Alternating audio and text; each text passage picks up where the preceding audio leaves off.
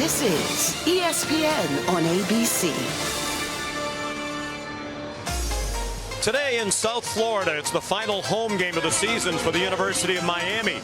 Canes fans hoping to cheer their team to victory over a top 10 opponent.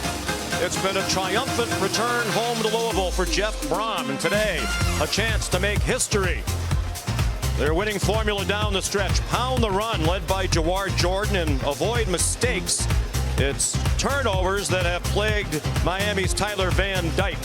He returns today as starting quarterback for the U, hoping to regain his form of earlier this season. Welcome everyone to ESPN's Afternoon College Football Saturday on ABC, presented by Dayquil. From Hard Rock Stadium, Miami Gardens, Florida. Number 10 Louisville, 9-1 for the first time since 2016, taking on Miami at 6-4. Hello everybody and welcome. I'm Sean McDonough along with Greg McElroy. Delighted to have you with us. It is a chance for Louisville to make history today. If they win this game, they'll go on to the ACC championship game and take on Florida State. They've been in the league since 2014, have never been to the title game. Jeff Brom has done a tremendous job, and he has a really solid team all the way around. Excellent, with star players on both sides of the ball, but it really centers around Jawar Jordan, their ability to run the football. And he's been a little banged up of late, which has opened the door for Isaac Garendo, who's done a great job as the secondary piece of that rushing attack. But it's really all about Jawar Jordan and the offensive line creating seams against a quality defensive front of Miami. And on defense, Ashton Gelati should be on everyone's All-American candidate list. He can take over the game as an edge defender. They can slide him inside. He's very disruptive on third down and has great instincts on that side of the ball. Mario Cristobal says Gelati's the best defensive end they will have played so far this season. They just played Florida State last weekend. When you talk about Miami, it's been an up and down season. It kind of mirrors the play of Tyler Van Dyke, who lost his starting job last week to Emory Williams up in Tallahassee. Williams got hurt. So Van Dyke is back, and they're really hoping he can eliminate the mistakes. And they feel as if he's had a great week of practice. They think that the errors are behind him. He's got unbelievable potential. When everything is perfect, he's very accurate, but when things go awry, he makes erratic decisions and has been really inaccurate at times, even when there were open receivers down the field. He's got to be smart today to give Miami a chance. I think he's had a great week of practice. Coach Cristobal says he's going to be a professional football player someday. They're playing today for the first time ever for the Howard Stellenberger Trophy, named for the legendary coach who led both of these schools with distinction. Our coverage continues on ABC after this message and a word from our ABC stations. You're watching the Dr. Pepper Championship Drive Game of the Week. And this is the ACC on ESPN, 16th meeting all time between the U and the U of L. Miami leads 11-3-1. They first met back in 1933. Tyler Van Dyke did not play in that game.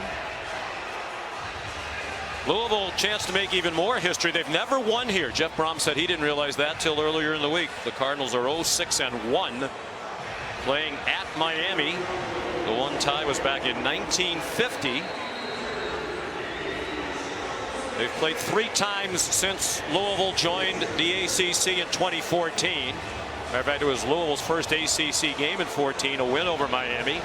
In Louisville, Miami has won the last 2. Here in 2019, in Louisville in 2020. Jeff Brom won the toss. He deferred. And Travelstead's kickoff.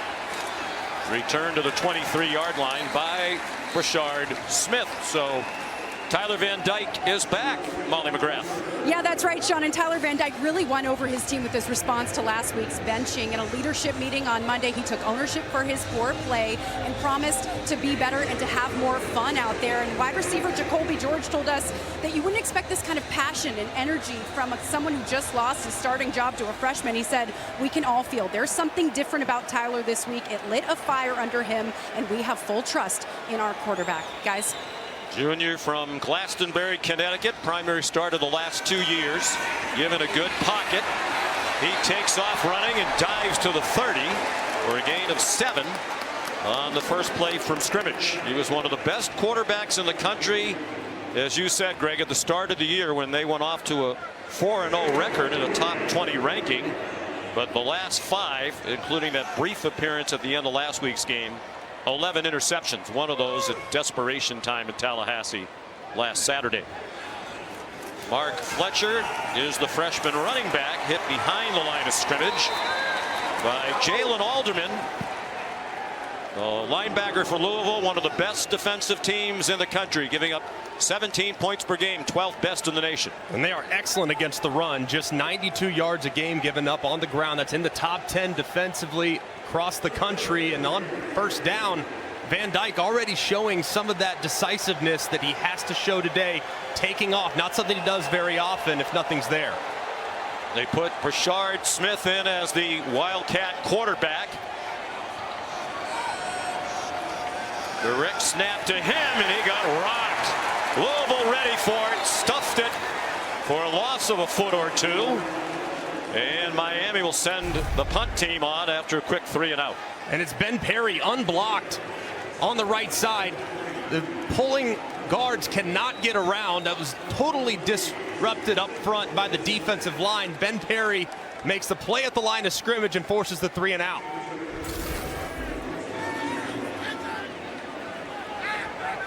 So Dylan Joyce on to punt. True freshman from Australia. And Kevin Coleman back deep.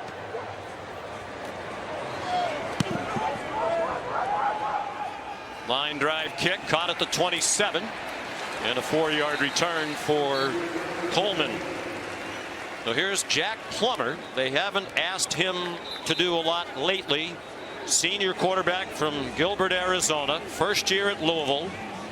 Was with Jeff Brom for 4 years at Purdue. Started 13 games there. Last year at Cal, where he was the starter, and went 4-8. Now here at Louisville, trying to take them to the ACC title game for the first time. As we said, they've been pounding the run the last 3 games. Better than 2-to-1 run to pass ratio, and as a result they've turned it over only 1 time in the last 3. Jawar Jordan driven back after a 2-yard pickup. Here's Molly. Well, Sean, Louisville's 2 most explosive players, Jawar Jordan and wide receiver Jamari Thrash, battling injuries. Jordan sustained a knee injury a couple weeks ago, told us he's still dealing with lingering pain and soreness, but it doesn't limit his movement. And Thrash recovering from a left hand injury. Looks like there's some extra pad in his left glove to help with some pain he's experiencing. As you know from talking to Thrash, it hurts every time that ball hits him in the left hand. He's been wearing that extra padding. Nate Kariski, the tight end, with the catch. And Greg, that's big because their playmakers on offense far and away are Jordan, with more help lately from Garendo, and Thrash at wide receiver. And Thrash is excellent with the ball in his hands after the catch, but he has had some drops recently. You have to assume that that injury to his hand has factored into some of the inconsistency catching the football. They go to the pistol with Jawar Jordan, still the running back. They faked it to him. Wide open, Amari Huggins-Bruce. He's one of those they think can provide more help out wide in support of Plummer and Thrash. That's an 18-yard gain. And a lot of what Louisville is going to have to do defensively is misdirection. It's a very aggressive Miami defense, and they have good speed at wide receiver. They get Huggins-Bruce across the line of scrimmage, hit him in the flat for a nice gain.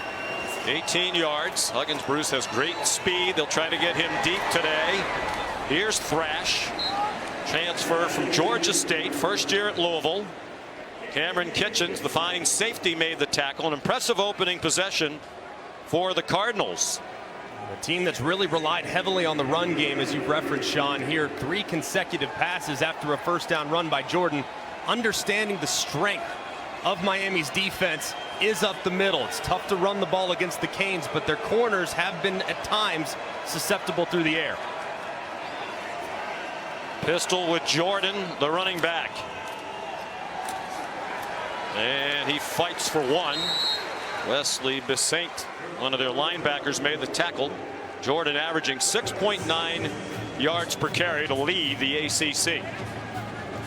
Great combination of speed and power. He can run inside or out. 3rd down and 2.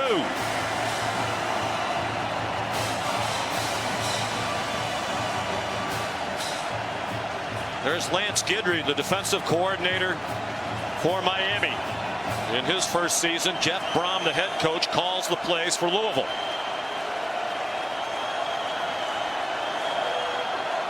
Huggins-Bruce in motion again. They swing it out to him, and he slips and falls. And the ball came out, but they're going to rule it a catch. And the ball came out after contact with the ground. It's a loss. That was a promising play because Huggins-Bruce, with that speed, had a lot of room if he was able to catch the ball and run. We had a little bit of light rain this morning that might be a factor on this grass field. Yeah, and ball was a little bit off the mark there too, just a little bit low. Huggins-Bruce had to stop and unfortunately loses his footing, and it results in a negative play.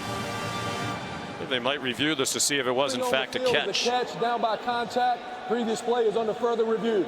And it's big. Actually, Louisville's hoping that it goes to an incomplete pass because they'll pick up 3 yards and make it a little bit easier field goal for Brock Travelstead. While they look at it in the booth, we'll step aside. Louisville and Miami just underway here in South Florida. We're back, and Jeff Brom has a decision to make now. The replay booth overturned the call on the field, ruled this an incomplete pass, which looked to be the correct call. You can see Huggins-Bruce kind of loses it there, and it hits the ground before he gets both hands back on it. So it works for Louisville that they get the 3 yards they lost back. And instead of kicking the field goal, now the offense is on the field on 4th down and 2. They have not been a team that goes for it a lot on 4th down. They don't use analytics the way some other teams do. Just 13 attempts this year, and 7 of those were in the 4th quarter of football games. So a little out of character for the Cards. Plummer went under center. They blitzed him. He throws it deep down the field and caught inside the 10. Nate Koriski for 23 yards on 4th and 2. Great call by Coach Brom. And they try to go with a little spider 2 Y banana. It's good pressure off the edge by Williams. Forces Plummer to retreat. Throws it off his back foot. But Koriski goes up and makes a nice play on the underthrown deep ball. Interesting decision to go for it, too, because one of the things Jeff Brom told us yesterday is he wants to get a lead early in the game. He felt that was very important. Of course, the 3 wasn't a given. It would have been about a 49-yard field goal. Here's Jawar Jordan down to the 2. They've been a phenomenal first quarter team. Louisville has outscored its opponents 76-7 in the first quarter. The only touchdown by Pittsburgh and the only loss of the year for the Cardinals. That's a testament to Jeff Brom and his staff. They have a great plan, great opening script, both offensively and defensively.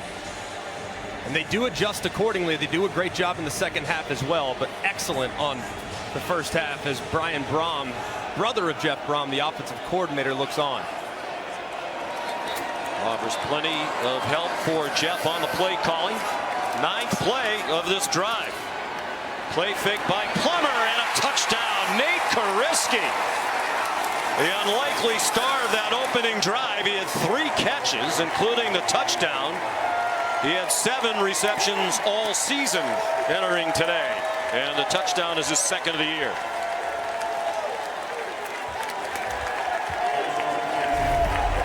And a very similar play than what they just ran a moment ago to Amari Huggins-Bruce, but this time it's Koriski in big personnel, wide open in the flat, and an easy pitch and catch for the touchdown.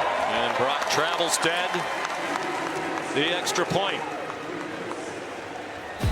69 yards, 9 plays.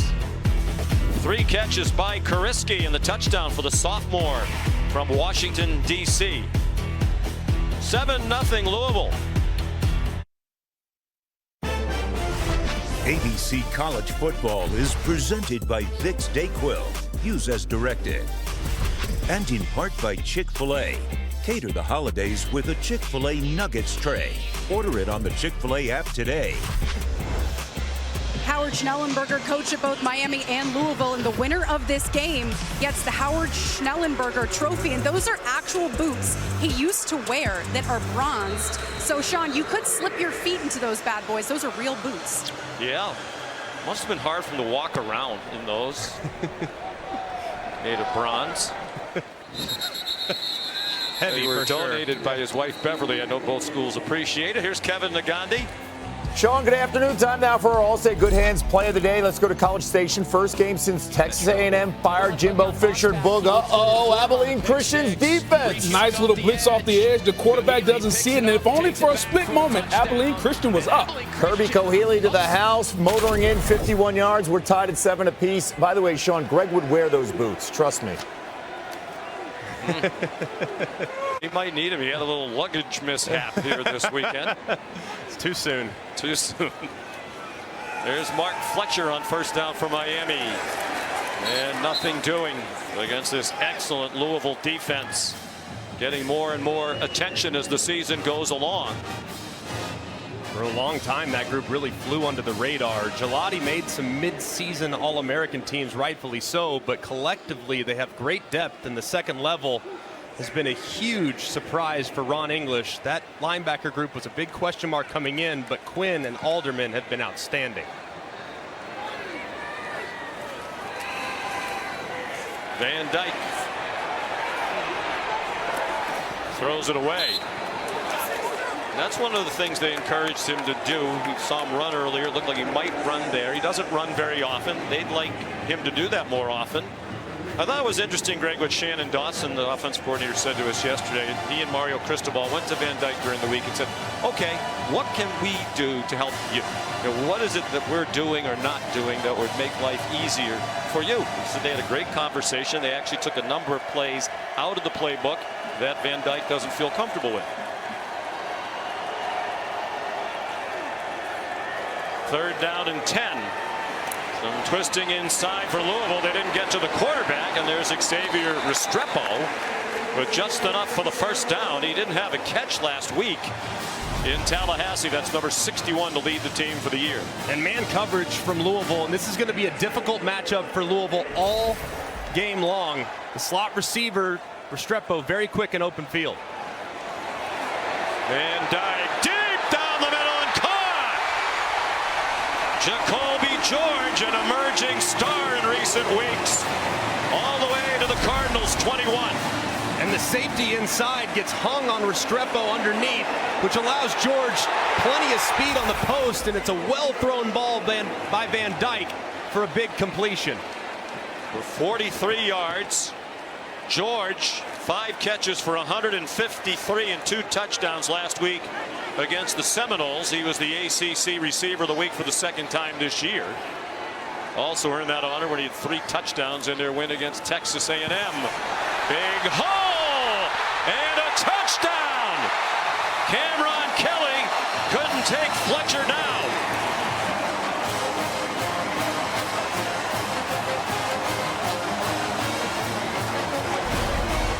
And a great job on the edge by the Miami tight ends. They go with 2 in the game.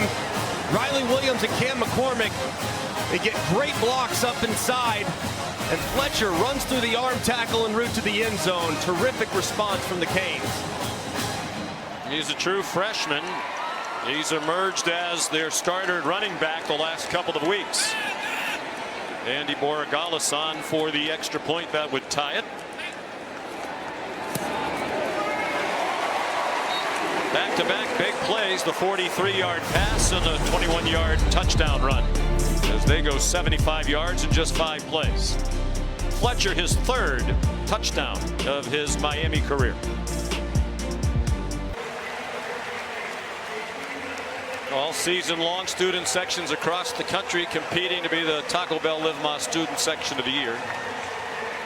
Download the Taco Bell app to learn more. They must be graduate students. Actually, the students at the University of Miami have gone on their Thanksgiving break already, so they didn't expect any here today. Of course, one of the challenges of playing in this stadium is that it's about 25 miles from their campus, so ordinarily the students are bused up here to Hard Rock Stadium. So Miami has tied it on a 21-yard touchdown run by Mark Fletcher, just the 4th rush of 20 yards or more given up by Louisville all season. 3rd fewest in the country. UCLA has not given up a rush against them all year of 20 yards or more, and Iowa has given up 1. That's incredible. That is amazing. Absolutely amazing. UCLA is stout on defense, but my goodness, their offense. Oh boy. Be interesting to see what gives at 3:30 on ABC between USC and UCLA. You got a great offense against a terrible offense, and a great defense against a terrible offense. So it's going to be interesting to see how things go. They had a ceremony during the timeout honoring some military veterans, and those heroes are clearing the field.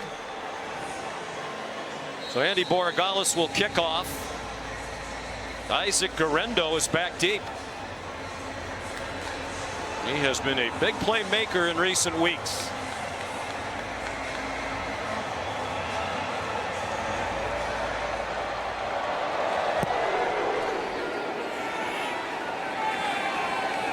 It'll be a touchback. Good start for Louisville quarterback Jack Plummer. It's clear that Miami was trying to sell out against the run. So what does Louisville do? They go with some play action passing. They get Jack Plummer moving. They get some guys out into the flat. And then on 4th down, they make a nice throw on the Spider 2 wide banana to Kariski. And then Kariski finishes it off with another play action pass there in the red zone. A really good start from Jeff Brom and Jack Plummer, who's been very efficient at times off play action. It's when he's in standard drop back, that's where he struggled, and he's off to a nice start today. Certainly efficient in the play action game today, and as you saw on the bottom of the screen, 14 of his 17 touchdown passes off play action. And here's more of it. They tried to set up a screen, well defended by Miami. So Plummer found a receiver on the near side. It's caught by Thrash. There is a flag thrown near where Thrash caught the ball for a 6-yard gain. The way that Thrash created that separation might be a push off offensive pass interference. An eligible player downfield, number 61, offense, 5-yard penalty, repeat first down. That's the center, Brian Hudson, transfer from Virginia Tech. The screen, it's so hard sometimes on those offensive linemen too. You're anticipating that ball being thrown behind the line of scrimmage, so you get downfield, try to execute your block. But when it goes off schedule and Plummer decides to throw it to a regular wide receiver, that's where you can kind of get caught in no man's land. Isaac Guerrero in at running back now. He scored 4 touchdowns in the last 2 games. He's had some long runs, including the game winner against Virginia. And that screen dropped for a loss by Francisco Maui Noah. A loss of 1 on the completion to Kevin Coleman. A great job by Maui Noah. He sees the right tackle Eric Miller leave. He follows him immediately, takes him straight to Coleman, who's trying to run the tunnel screen back behind it. Just excellent recognition from Maui Noah, who's really developed into a well-rounded linebacker for Lance Guidry's defense. Very instinctive and has been highly productive, both blitzing and in coverage.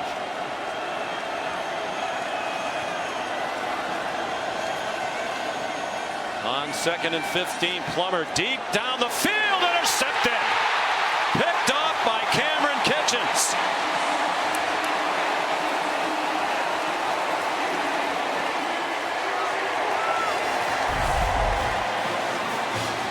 And Cam Kitchens' eyes are in the backfield the entire way. Plummer looks at the receiver the whole way, takes Kitchens right to it. He's got to get that ball there quicker because Kitchens could get there and cut it off immediately, which is exactly what he does. Excellent eyes by the safety to create the turnover. And that's what they're hoping to avoid. You mentioned it. Van Dyke's been very mistake prone, but Plummer has been as well, more than the coaches would like. That's why they've run the ball more than twice as much as they've thrown it in the last 3 weeks. And in those 3 games, they had only 1 turnover. It was an interception by Plummer against Virginia that was returned by the Cavs for a touchdown. Flea flicker. Restrepo's open. Inside the 25 and down to the 20.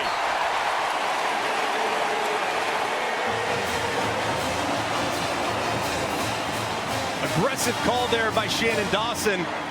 You get immediate sudden change, midfield, great field position. You try to take a shot, nothing's there. You got to trust your quarterback. Doesn't like the post, so he looks outside to his outlet to Restrepo. He holds him up on the back shoulder And Restrepo makes a nice run after catch. Great decision by Van Dyke.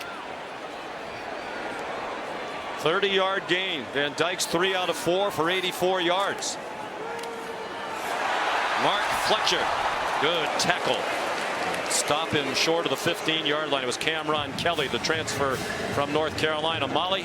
Sean, this is the most active I've seen Tyler Van Dyke on the sidelines. You mentioned offensive coordinator Shannon Dawson told us he wanted Van Dyke to speak up more. He's been coaching up his receivers all game, telling Brashard Smith, I need you to run harder at the end of that route. Telling Xavier Restrepo, I'm going to keep coming to you. This is your day, and you can see that on this drive, Sean. More than anything, as you know, Molly, the coaches told him, have fun. He gets hit as he throws, and it forced an errant throw. Couple of Cardinals right there. And Van Dyke, you know, it's not a coincidence, I don't think, Greg, that his play fell off late in the year. He's been hit a lot and battling injuries. Yeah, and this time, TJ Quinn unblocked right around the left guard Cohen and delivers a big shot, which forces the incompletion. Just a throw that was way off the mark as a result of the pressure. 3rd down and 5. Louisville 6th best in the country on 3rd down defense. Their opponents convert just 28% of the time. They rushed only 3. Van Dyke. It is Restrepo's day. Touchdown! Xavier Restrepo.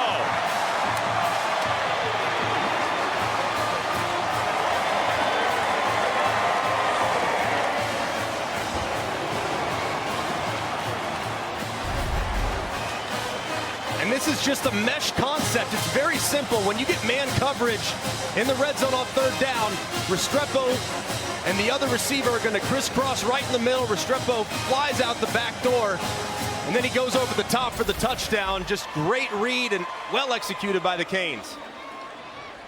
5th touchdown of the year for Restrepo, 9th of his career. For the 4th-year junior from just down the road in Coconut Creek, Florida, where he grew up dreaming of playing for the Miami Hurricanes. Now he's one of their team captains. Number 10, Ben Perry's going to have a really difficult assignment. He's in coverage man-to-man, and he's 9 yards away from Restrepo. He's kind of a hybrid linebacker safety, so him in a one-on-one situation in man coverage against Restrepo is advantage Miami every single time on 3rd down, so they got to continue to take advantage of that matchup, and Van Dyke does right there with a nice completion.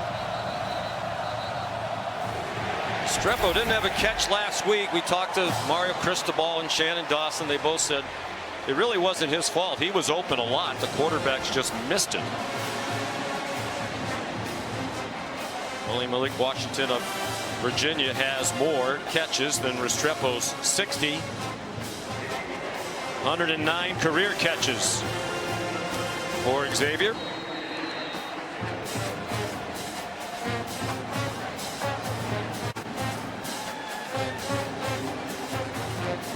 Miami comes in losers of 2 in a row, and 4 of their last 6 after that 4-0 start and number 17 ranking.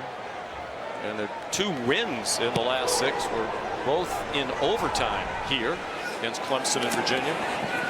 Short kickoff down to Maurice Turner. Maurice Turner with some room. The kicker tries to cut him off, and he did. Not only did he took him down. And the Miami sideline liked the tackle. The Cardinals liked the return of 50 yards by Turner. Maybe a little frustration there from Bullet Gallis, and he took it out on Turner.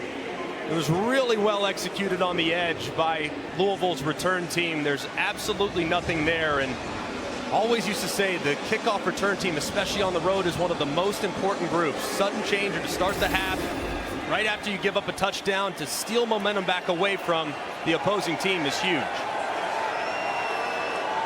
Just the 2nd kickoff return of the year for Turner. The other one went for 15 yards. Isaac Garendo, here he goes again. And collared out of bounds by James Williams, the safety, and their leading tackler at the 24-yard line. 21 on the play for Louisville. And this is an awesome job by the right guard Austin Collins. They have a little movement up front. He doesn't take the bait. He stays wide, engages with Besaint, and allows Guerrero to get to the edge. Really well executed in the front by Collins, who's filling in for Renato Brown, who got hurt before the Pitt game. But man, he has stepped in and filled some big shoes. Yeah, they are now a very dynamic 1-2 punch. Surprise there as Plummer keeps it. Fake the reverse. They went ahead for 6. He's a big guy, every bit of 6'5", 215 pounds. Jeff Brom says he's not really a guy that's going to kill anyone with his legs, but if we can just get him 3 to 5 carries in the game, he'll play better. He'll settle in, and right there he gets one with a nice gain on first down. And what he said was he wants him to take off running 3 to 5 times when there's nothing there, rather than force it someplace and throw an interception. Just pull it down and take off running. Under 2 minutes to go in the opening quarter. Guerrero, transfer from Wisconsin. He gave the U of L their 31-24 lead in their last game. They rallied in the fourth quarter to beat Virginia 31-24. Last 2 games against Virginia Tech and Virginia, 240 yards rushing, 146 of those against the Hokies, a career high. They're going to bring in Trevante Sylvester. Wears number 97, but he's actually a left tackle. Usually wears number 70. So bring in the extra lineman here on 3rd and short. Play clock down to 3. Both teams took a while to substitute. Guerrero, first down. Corey Flagg made the tackle. There's a lot of movement being called by Jeff Brom in the pre-snap. Cross the ball motions, misdirections, a run that looks like it's going to go to the left, but it actually bends back to the right. He has this very aggressive Miami defense flowing in one direction only to go back the other way. It's really kept them off guard for the most part. Under a half minute to go in the quarter. 14-7 Miami. They've scored 14 unanswered. Here's Guerrero to tie the game, pending the extra point. This ain't missed the tackle, and nobody else got close to Guerrero. His 5th touchdown now in the last 3 games. And a little counter action, GT counter, a play that Florida State actually hit Miami on last week. It was a touchdown to Benson. It actually bent back to the other side. This time Guerrero stays play side. It's well executed against an all-out pressure from Lance Guidry, and there's nobody home as he walks into the end zone. Travelstead ties it. 12-yard touchdown for Guerrero. He had 4 carries for 39 on that drive, and a touchdown scoring machine lately. ABC has a Pac-12 showdown tonight in prime time. 7:30. Number 5 Washington undefeated, but an underdog against number 11 Oregon State in Corvallis. The Huskies 10-0, and the Beavers are 8-2. A terrific first season at Oregon State for DJ Uiagalelei, the transfer from Clemson. He's done a great job. That's a run-heavy offense. It's going to be a fascinating matchup tonight. Oregon State wants to pound the football and set up play action, and DJ Uiagalelei has really flourished in Jonathan Smith's offense, but Washington struggles on defense. It's going to be interesting to see if they can play keep away from Michael Penix, one of the Heisman frontrunners. Obviously being undefeated, but not in the top 4 in the college football playoff ranking. They can't afford a loss, you would think. Although a lot of football still to be played.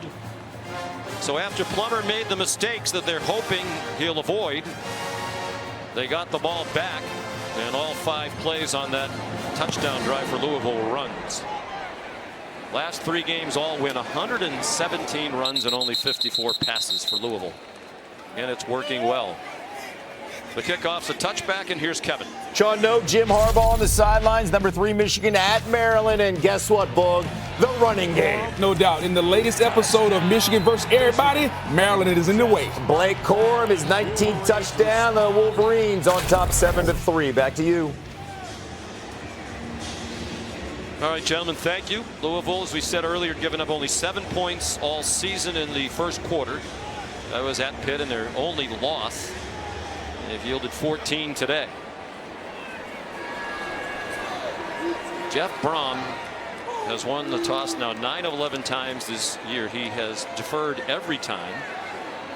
And the opponents had not scored and still haven't scored in their opening possession this season. The defense gets immediate stops. They get the ball to the offense and they jump out to leads.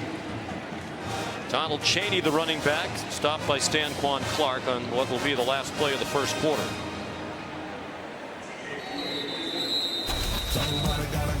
For Louisville, it's win and go on to Charlotte and play in the championship game in the ACC. Our coverage on ABC returns after this word from our ABC stations.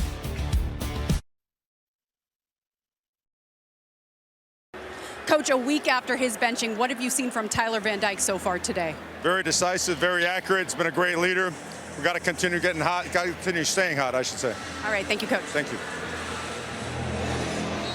Van Dyke playing well in the Dr. Pepper Championship Drive game of the week.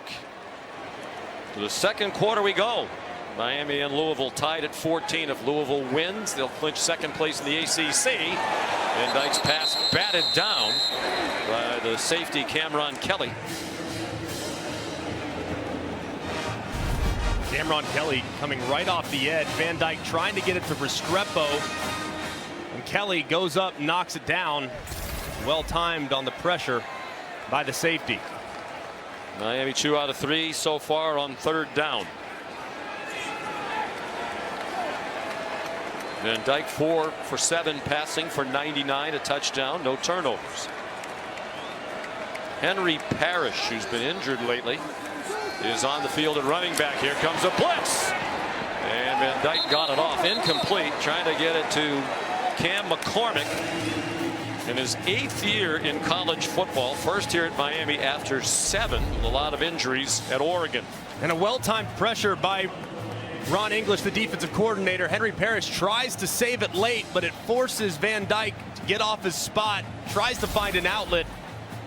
Just not enough there for the Canes. That was well executed by the Louisville defense. Dylan Joyce to punt again. Kevin Coleman back for it, standing at his own 35. Good kick. Coleman dragged down. Looks like they'll mark it around the 27-yard line. 50-yard punt by Joyce. Plenty of height as well. This season, Allstate will celebrate every field goal and extra point made by participating universities by making a donation to the university's general scholarship fund. Thank you, Allstate.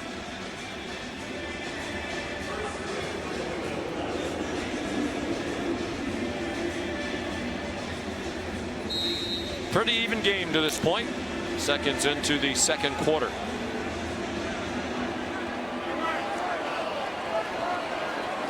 Jawar Jordan in the backfield with Dwayne Martin. There's a fullback and tight end. There's a flag down at the line of scrimmage, and the throw incomplete. Intended for Jaden Thompson. Looked like Miami was offside. Corey Flagg in particular. Offside. Defense, number 11, 5-yard penalty. Repeat first down. You might say Corey was flagged. I wish you had said that. These two coaches with a lot in common, Mario Cristobal and Jeff Brom, each head coach at his alma mater. They are two of the 19 head coaches leading their school's football programs as grads. Two of the 10 in Power 5 football. Jawar Jordan, the ball carrier. And they'll go quickly to the line of scrimmage. There's the list. If you're Evelyn Wood, you'll get it all. If not, we'll come back to it. Jordan tripped up. Looked like he might get to the corner, but Kiko Mauinoa said no. Forcing a third down and about 2. Excellent play there by Mauinoa. Jawar Jordan makes a living getting outside the tackles, and no one can catch him, but a good shoestring tackle there by Mauinoa to drop him short of the sticks.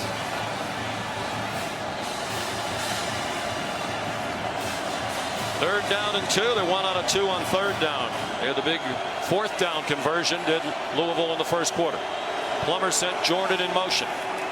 Wide open receiver, and it's dropped. It wasn't a great throw. by Josh Lipson, one of their tight ends. They ordinarily don't throw it to the tight end often. They have so far here today. He was wide open. That should have been a third down conversion. I mean, wide open. I mean, easy throw for Jack Plummer. Just get it up around his face mask, but it comes out of his hand a little strange, nose down. That's so hard. It's like trying to catch a sinker if you're a catcher in baseball. Not a great throw. 2 now on Plummer that he's missed really low, that's resulted in incompletions. Brady Hodges is the punter. And that is a line drive. Takes a good bounce. Rashad Smith got away from it. Condard picking it up for a moment. Wound up with a good roll for Louisville. 47-yard punt. Here's the list of head coaches at their alma maters. List that includes Jim Harbaugh, but obviously not on the sidelines today. It's got to be such an honor to coach at your alma mater. I know Jeff Brom, being a guy that grew up in Louisville, is so proud. And Mario Cristobal coming home. Grew up in Miami. Also from the area, and both trying to revitalize programs that have had a lot of success over the years, but had some mixed results in recent years. Both fine players as well. Jeff Brom, 2-time team MVP for Coach Howard Schnellenberger, quarterback. Mario Cristobal, a standout offensive lineman on 2 national championship teams. He played for Jimmy Johnson and Dennis Erickson. Colby Young the catch, and 7 yards on first down for the U. Another hit on Tyler Van Dyke there. The interior of the offensive line so far for Miami has had a little bit of trouble with the athleticism of the defensive tackles from Louisville. That's been 3 or 4 hits already on Van Dyke. They need to do a better job of protection and give him a little time. Should be a cohesive offensive line. The same 5 have started every game. One of only 11 teams in the country to do that. Quick screen. Colby Young another catch for 6 and a first down. Molly. Sean, on the sidelines, Tyler Van Dyke was walking gingerly, favoring his right leg. He told us in October he suffered a rare leg injury called a Morel-Lavelle lesion, where the skin separated from the muscle and fat layer on his right leg from the knee down. Ooh. Henry Parrish, the catch, and I know you have more on that. Extremely painful, and he hasn't made a big deal of it, but you have to think that has something to do with the drop-off on his play. Yeah, Sean, it's an injury most commonly seen in high-velocity traumas like car accidents. It causes extreme pain and swelling, and he admitted it's hampered his ability to make plays outside of the pocket. He refuses to make excuses, but it is bothering him today.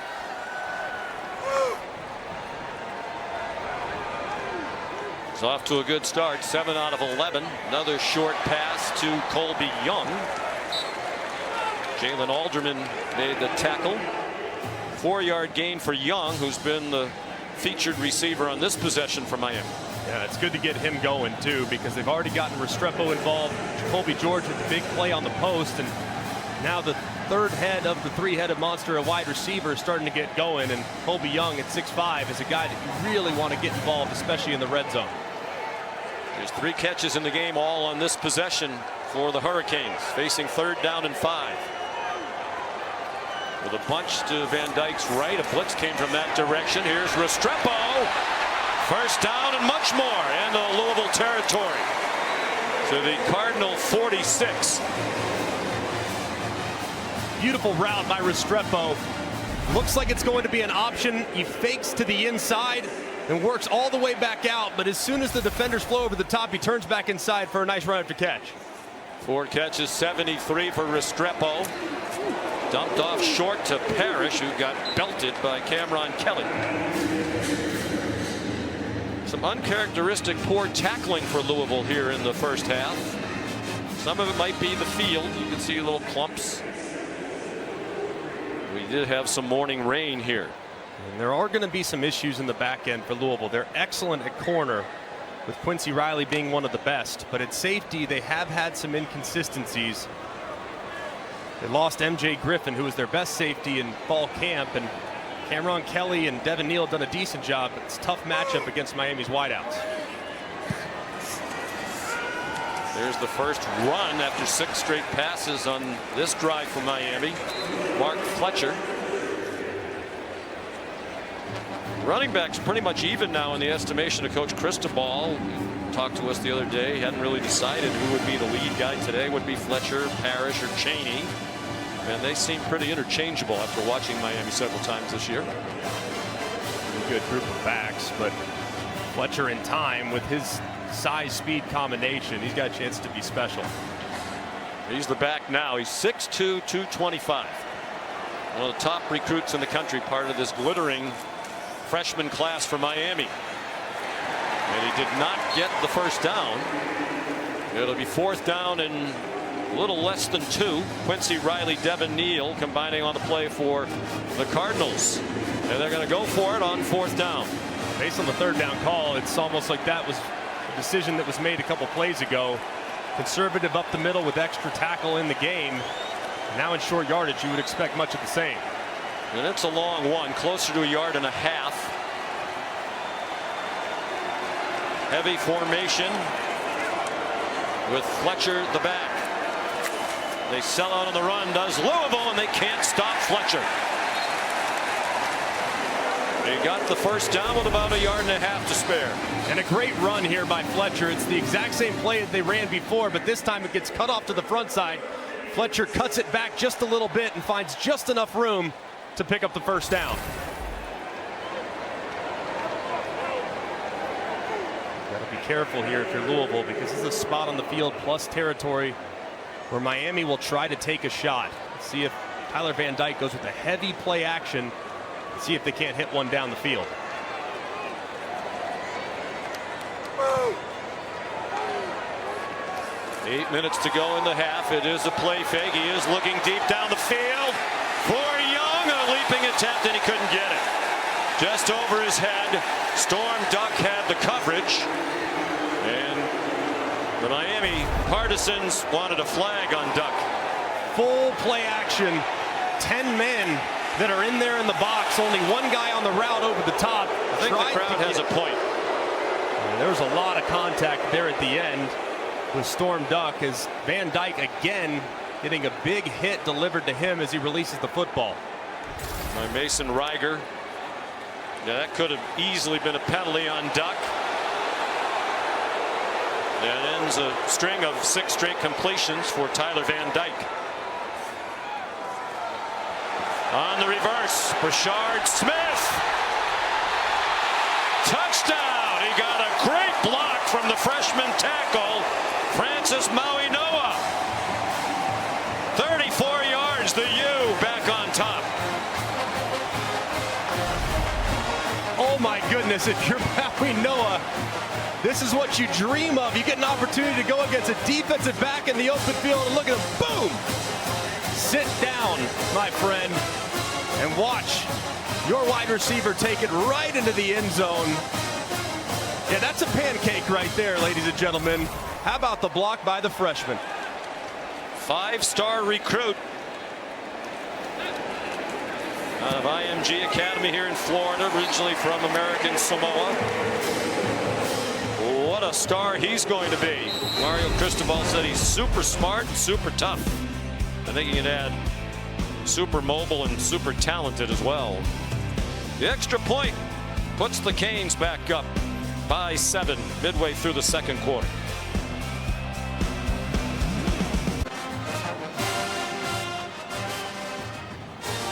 A moment ago, Jacoby George might have gotten away with a holding here working against Storm Duck. Brashard Smith is up inside, but look, as Brashard Smith goes, Jacoby George's left hand is grabbing the right shoulder pad of Storm Duck, and as he tries to disengage, it looked like he was holding a lot of jerseys, so might have gotten away with one there. Well, Matt Austin, our referee, thinks it was definitely a hold. The kickoff is a touchback by Borregales. Here's Kevin Nagandi. Sean, AT&T's keeping fans connected as we take a look at our multi-view, which is showcasing a bunch of great games and events across all our networks here. And let's go to the 4-box and take a look at some of these games. We got BYU and Oklahoma right now. That is a commercial break. Oklahoma doubling up BYU in the second quarter over on ESPN. SMU with a 4-point lead over Memphis over on ESPN2. Ole Miss only up a touchdown on the SEC network, and East Carolina Navy a touchdown separating them on ESPN News. Back to you. All right, Kevin, thank you. It's the Dr. Pepper Championship Drive game of the week. Louisville trying to go to the ACC Championship game with a win today. Plummer throws deep and way out of bounds over the head of Amari Huggins-Bruce with Cam Kitchens in coverage. We should mention that North Carolina and Virginia Tech are the other two teams still alive with a chance at the second spot in the title game in the ACC and a matchup with Florida State. But if Louisville wins today, they go for the first time in school history. They've been in since 2014. Went 7-1 in the league in 2016, but didn't make it to the title game. Isaac Garendo has a first down with an 11-yard catch and run. Love that play there by Jeff Brom. Quarterback's been a little bit off the mark at times, and get him back into the game by moving the pocket just a little bit. Easy completion in the direction of his throwing arm, and get the offense started again.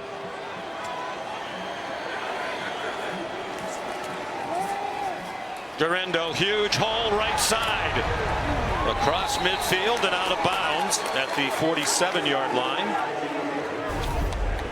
17-yard run for Garendo. And a really nice job by the left guard Michael Gonzalez having to reach that defensive tackle inside Branson Dean, and Garendo cuts right off that block and makes another nice play. Pretty good surge so far running the football from Louisville's offensive line. Brian Brom, the coordinator, said we like our offensive line. 11.2 today per carry for Garendo after he averaged more than 14 yards per carry in the previous two against Virginia Tech and Virginia. Plummer, crowd thinks they saw a hole. Plummer got it off, incomplete, out of bounds, far sideline. Nate Kariski couldn't corral it in bounds.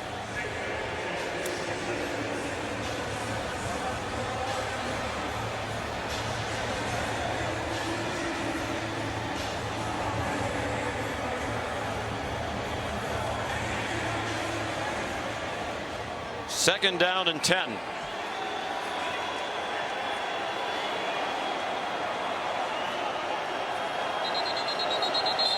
And timeout called. Or perhaps a replay review. Wonder if they're going to take a look at that catch. Under further review. See if Kariski actually caught it on the far sideline. No, right out of bounds.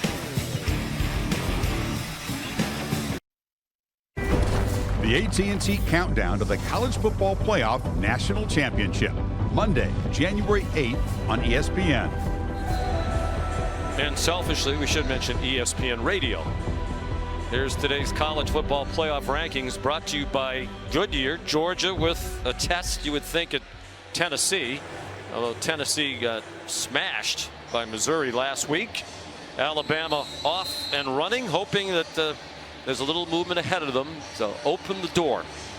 They need a little help for sure, and Iowa State can do their part tonight and remove that roadblock that is Texas, who has that head-to-head win against the Tide. Of course, it's looking like perhaps a winner-take-all in the SEC championship game, Georgia and Alabama. On second down and 10, not much there for Isaac Garendo. A 1-yard gain.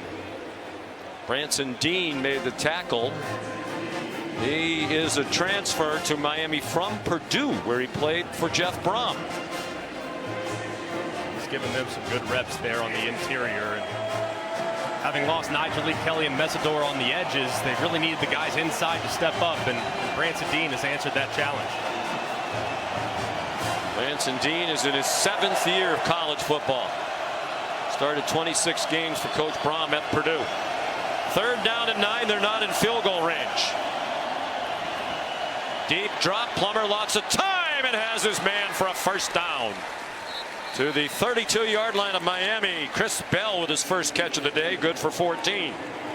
And this is a really well-timed throw by Jack Plummer. The protection was good. They brought a little late pressure. You got man coverage underneath, and you're able to hit Bell right there, your big body receiver over the middle of the field in front of some defenders. That was well executed by the Cardinals. They like the crossers against man coverage. Most teams do. Isaac Guerrero inside the 29-yard line. He's up to 61 yards on 7 carries. And it helps because, as Molly said, Jawar Jordan still feeling some pain in his legs. Battled hamstring and knee injuries lately. Early in the season, there was a significant drop-off when Jawar Jordan was not on the field, but Guerrero has done a great job these last few games creating some big plays. 5-man rush. They got in the face of Plummer. Throws it up for grabs. It was caught, but out of bounds, say the officials. Jamari Brown, the true freshman, had the coverage on Chris Bell. The side judge, Jerry Walter, right there to say incomplete. And it was a really well thrown ball. It looks like that right foot is in. Does he secure the catch before that right foot drops down? Now he feels like that ball is still moving just a little bit as he reels it in with one hand, but that was a heck of an effort by Bell and a well thrown football by Jack Plummer. Not a lot of room on the sideline. Looks like that ball's secure right there against his chest. Trapped against his chest. I don't see it moving around. I think that might be overturned. They're going to look at it. We'll get Matt Austin's opinion when we come back. After the replay review, the call overturned. This is a catch, Matt Austin. You agree? I do. I think this is a really nice overturn by the replay booth. He definitely got the ball pinned against his chest, brought the other hand up, got the right foot down in bounds. To me, that's firm control, body part. It's a catch. Amazing Good catch. call. Amazing catch there. Yeah, the ball moves, but he's just tucking it away. I mean, he didn't lose control of it. He's just tucking it under his arm to get greater possession of it. So it's a 22-yard play to Bell, who has 2 catches on this drive, his first 2 of the day. First and goal, Louisville, 4:10 to go. In the first half, they're trying to tie the game. Play action pass, and the pass too high for Jamari Thrash. Playing with a severely injured hand. Just the 3rd time he's been targeted here in the first half. Their leading receiver for the year. Man, he's got plenty of separation too. That ball way overthrown by Plummer. Got to give your receiver a chance and lead him to the front pylon. Just a bad miss there by the quarterback. It would have been an easy touchdown. And you know, when he's been counseled, don't make the mistake, don't turn it over, don't throw an interception. He's going to be extra careful. 10th play of the drive. Design roll to the right, and he had to throw it away with pressure coming. It was Corey Flagg in hot pursuit of Jack Plummer, not related to Jake Plummer. Well covered there too by Corey Couch. The nickel and star for the Miami defense. Probably been their most consistent cover guy all year long there in the slot. No separation there as Plummer has to wisely throw it away.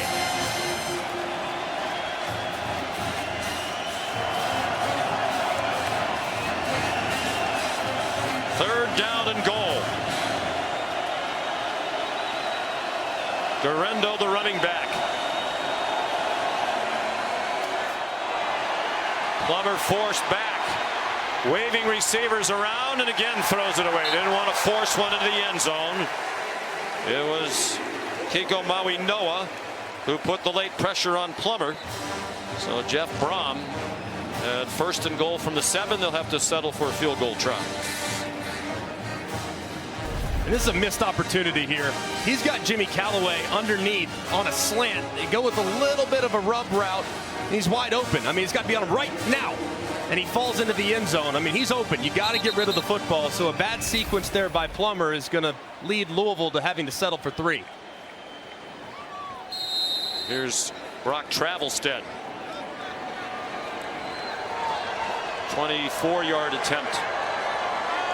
And a problem last week on a snap and hold in their game against Virginia. Clean operation there, and he still missed it wide to the right. Oh, a chip shot.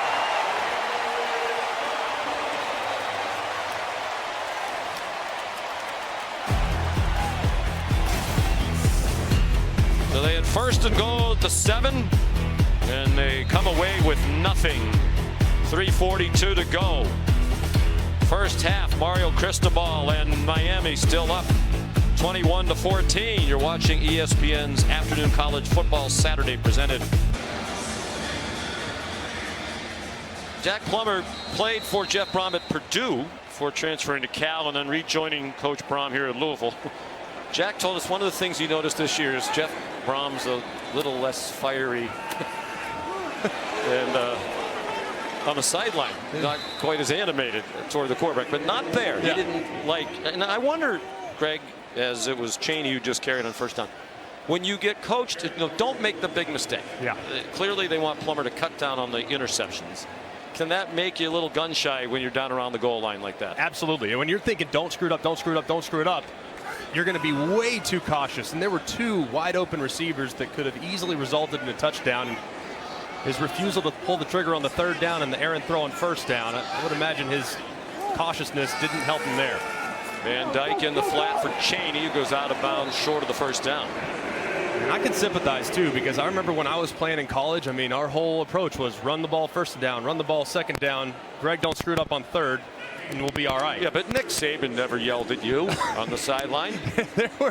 There were times where I would check and see who was on the other sideline. If that was a nice coach, there were times I was thinking maybe I'd go over there. But I usually wound up heading over to the crimson and white side. My ear didn't always make it to the bench, though. No. That's for sure. Jack Plummer can relate. There's third down and 2. Would imagine Louisville might use the timeout on a stop. And they got the stop by not as much as they thought they would. Fletcher down. Ramon Puryear, the primary hit. And the clock is running. Timeout, Louisville. That's their first charge timeout of the half. 30-second timeout. I think they lost a couple of seconds there. Jeff Brom might be asking about that. Yeah, they're going to put a couple seconds back. Here's Kevin. Sean, Capital One halftime report just minutes away. Booger McFarland, Kevin Nagandi here in studio. 6 top 25 teams in action. Highlights of Michigan, Alabama, Penn State, Oklahoma coming your way. What are you seeing in this one? Because Louisville down a touchdown. Both teams are running the ball well, averaging 6 yards a carry. You got two quarterbacks that are struggling with their confidence. Jack Plummer, inconsistent. Tyler Van Dyke was benched last week. So which quarterback can channel their inner Greg McElroy and get some confidence in the second half? Greg, we promise we won't yell at you. Back to you. I think they do that little hit right before halftime every week now just to take a shot at it's just every time. It's just, you know it's coming. Build you up only to tear you down. Do you want equal time? You want to fire something back? I would prepare something for next week. There's too much material for Kevin and Boog.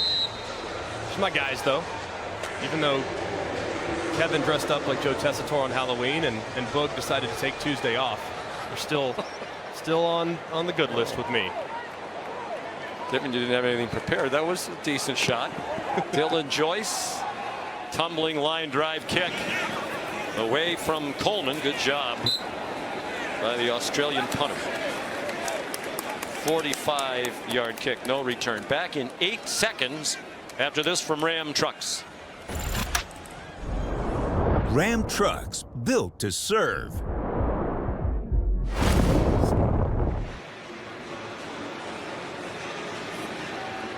I think every commercial should be 8 seconds. Right to the point. You remember it. Built to serve. There you go. Short and sweet. 2:16 to go. 2 timeouts for Louisville.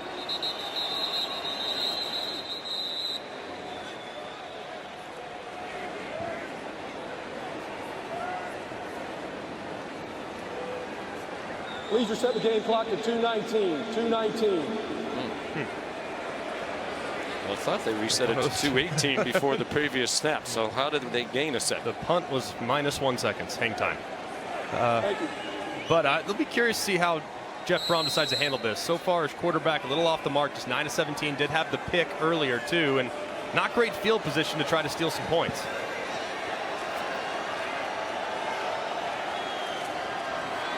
Jawar Jordan chased out of bounds. They've gotten away from him, had 5 carries early. That's good for a 5-yard run. Plummer started 6 out of 7 for 58 yards. Since then, 3 out of 10 for the interception. And the interception, 47 yards since. 2 minutes to go in the half. Jordan is a home run hitter. He has 2 rushes of 70 yards this season. Quick slant caught by Jimmy Callaway, the transfer from Tennessee. Damari Brown dumped him immediately, short of the first down. 3rd down and 1. What? Well, wait a minute. The officials with some confusion about whether that was a first down or not. Looks like they're going to give it to him, though, based on the late adjustment there. Yeah, they're going to have to look at this. That was not a first down.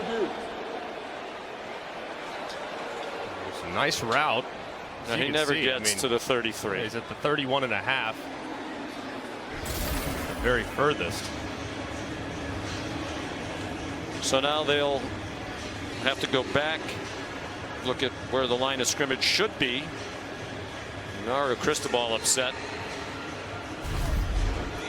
He was plenty upset last week in Tallahassee about the play that they and just about everybody else watching thought was a safety against Florida State that wasn't called a safety. And you can see a little animation from the coaching staff on that sideline. And what's frustrating too, I mean, at least they're going to get 3rd and 1.5 yards or so after this overturn, but it gives Louisville plenty of time to kind of reset and talk about what they want to do in the event in which they get this first down. So after further review, the ruling on the field, the ball carrier was down at the 32-yard line, one yard short of the line of game. The 3rd down at the 32-yard line. Please reset the play clock, the game clock to 1:52, and the clock will start on my signal on the left hash. He does need to change the verbiage. It wasn't the ruling on the field. That's the 3rd time he said that, when in fact the ruling on the field's been overturned.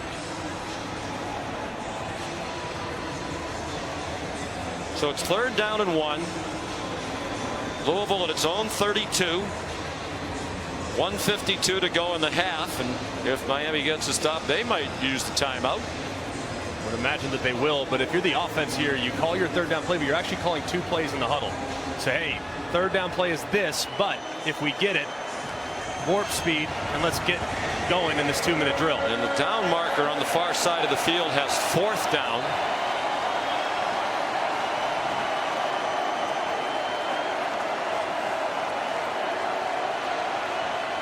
And I think they're conferring now about what is the correct down. They've flipped it back to 3 now. Jawar Jordan, the running back. It looks like they're going to operate out of the pistol, at least as they line up. Imagine a run to the left here behind Josh Lipson, their tight end. Play fake to Jordan. It's the tight end Kariski who slipped down, but had enough for the first down. He's having a big day. 7 catches coming into today. He has 4 now to lead Louisville, including a touchdown. 1.5 to go on the clock running. Plummer hit as he throws, got it off. Breaking a tackle is Callaway. Jimmy Callaway out of bounds at midfield to the Miami 49, in fact, with a first down. Good job by Jack Plummer beating the pressure off the left-hand side, gets it out quickly to Callaway, who breaks a tackle and gets upfield and out of bounds. Excellent run after catch. Plummer trying to get in the rhythm, has an open receiver in the flat. It's Jawar Jordan, chopped down at the 42 by Takori Couch. You don't need to be in a crazy hurry here if you're Jack Plummer. You got plenty of room. I know you got to keep one of those timeouts for your kicker. So you cannot take a sack. Absolutely no negative yardage plays in this situation. Miami, that's their first charge timeout of the half. 30-second timeout. Defense on its heels and scrambling a little bit, so Mario Cristobal with the timeout. Kick off your Week 11 NFL Sunday, 10 a.m. tomorrow morning. The Countdown crew on ESPN and the app. They'll have all of the early breaking stories, injury updates, previews of each game right up until kickoff. And then Monday Night Football caps off your Week 11 in the National Football League, 8 p.m. Philadelphia and Kansas City. Super Bowl 57 rematch won by the Eagles. Peyton and Eli have the Manning cast. Obviously an amazing Super Bowl. And tremendous quarterback play on both sides. And Mahomes cementing his spot as one of the all-time greats already. Just 2 Super Bowl wins, a couple MVPs, pretty decent start to his career. An interesting football game here, closely contested. You know, Miami has a very good team. You know, they're clearly on the way back up. Already 6 wins. That's one more than they had all of last year in Mario Cristobal's first season back at his alma mater. And as head coach, as he says, the place I love most. And this season could easily have been that much better. They gave 1 game away against Georgia Tech. Here's the quick run for a first down up the middle by Jawar Jordan. That was the game when all they had to do was take a knee and they'd be 5-0. But they didn't, fumbled, and Georgia Tech went down and scored. It's the only loss of the year here at home for Miami. They're 5-1 here.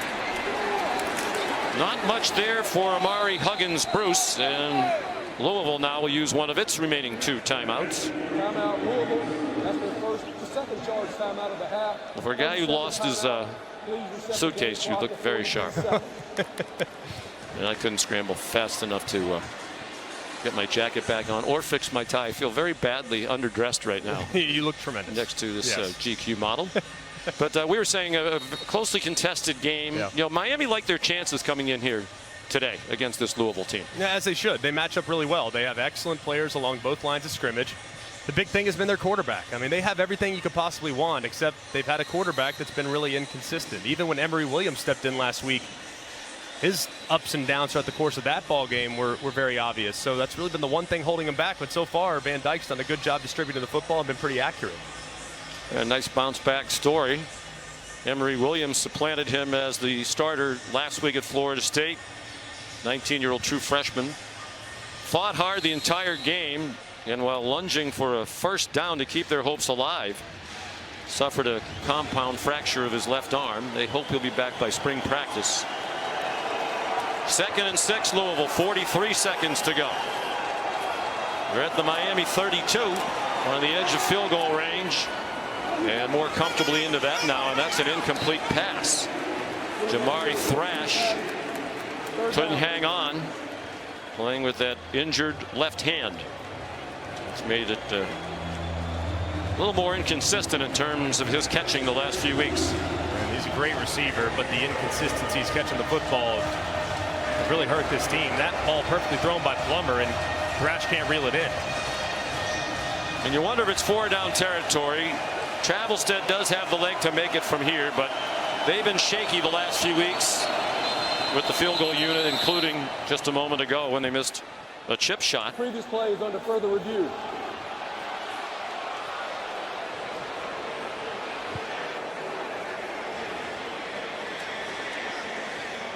Now they're going to look to see if this was a catch by Jamari Thrash. He didn't argue very much when they waved it off. It's be our 4th replay review of the game already. No, he never had it. No, right through his hands. Feel for Thrash. He's playing through a lot of pain with that injured hand and just can't reel it in. And this is the second stoppage where, you know, it's been very clear that the call on the field was correct. The other one was the Kariski catch out of bounds, which we didn't bother showing you for a second time, but it was very clearly a catch out of bounds, and the replay wasn't necessary. Right here, if you're Louisville, you know this is going to be incomplete. After further review, the ruling on the field stands, incomplete pass, 3rd down. And if you're Jeff Brom, you're talking to Jack Plummer, you're anticipating pressure. Lance Guidry's going to bring the house here. More than likely, he's bringing heat to try to knock you out of field goal range. So what are our blitz beaters? Do I want to go max protection? Do I want to run some kind of screen? Do I want to get something that's out into the open field that gets the ball out of my quarterback's hand really quickly? Because this tendency, this down and distance in this spot of the field with this situation, all signs point to pressure being called by the Miami defense.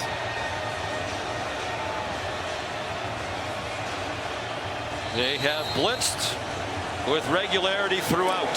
3rd down and 6. 1 timeout left for Louisville, 2 for Miami. And now the Canes are going to stop the clock.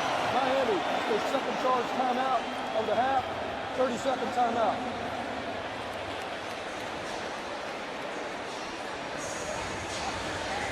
Chico Mauinoa, what an addition he's been.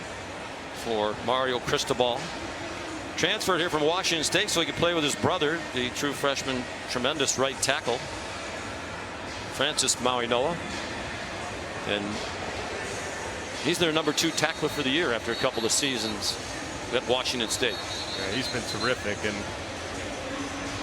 Mauinoa family, they don't need to make any donations to the U.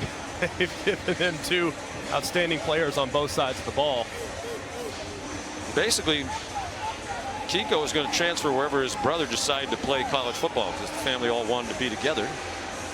South Florida is not a bad place to spend a few years together as a family. Amazing spot. And Mauinoa is their best blitzer, so I would anticipate number 51 for Miami bringing the heat here on Jack Plummer. See if they can't knock him out of field goal range.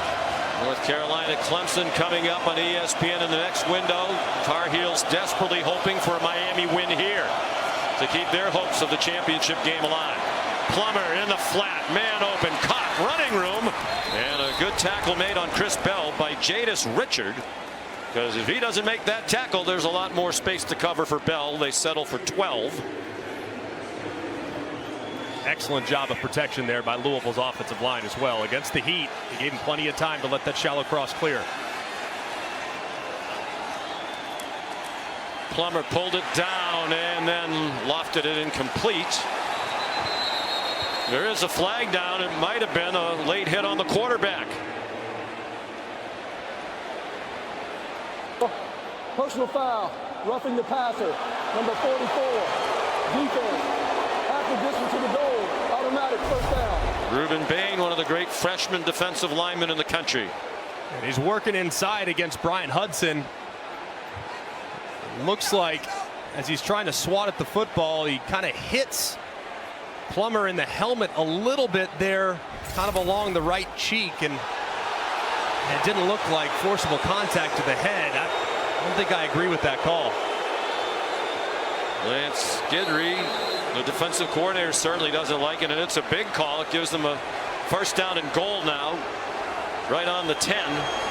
17 seconds. They have the 1 timeout. Plummer looking to the sideline for some guidance. Jawar Jordan, the running back. Miami showing blitz. They bring pressure. Jordan runs past it and gets stopped at the 1. Huge tackle by Cam Kinchins. And now Louisville will use its last timeout. Timeout Louisville. That's the 3rd and final charge timeout of the half. 30-second timeout. Enormous tackle by the junior from Miami, Cam Kinchins. It looked like Jawar Jordan was going to walk in, and it was well done there as Couch and Kinchins join up.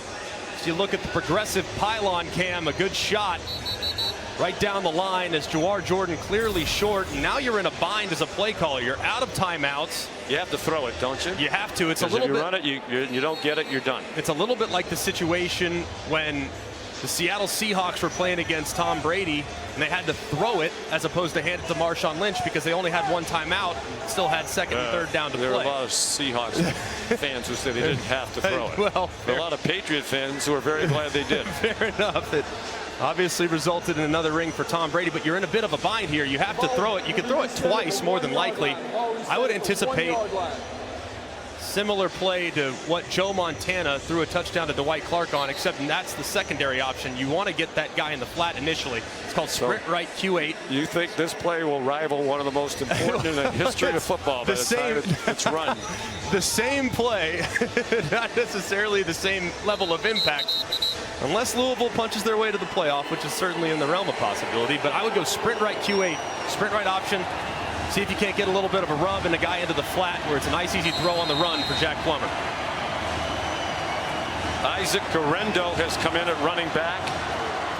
2nd and goal, 12 seconds to go. Louisville does not have a timeout. 11th play of the drive. Martin moves to the fullback. They shifted Kariski to the right. Plummer, wide open receiver, caught for a touchdown. And it's Trevante Sylvester, ordinarily the offensive lineman, who they put in on the goal line in the heavy package. At 6'6", 280, he has to switch numbers from 70 to 97 to be eligible, and he was all alone. Just an amazing design. You have overload, guys standing on the right-hand side that are ineligible. They're covered up, but you don't recognize that. You just see a big body with 2 knee braces on. You're thinking, this guy's blocking. He releases, and he's wide open for the touchdown. Probably something they've been working on for weeks and weeks and weeks. Oh, boy, the extra point is deflected and missed. And now the kicking situation is very problematic for Jeff Brom.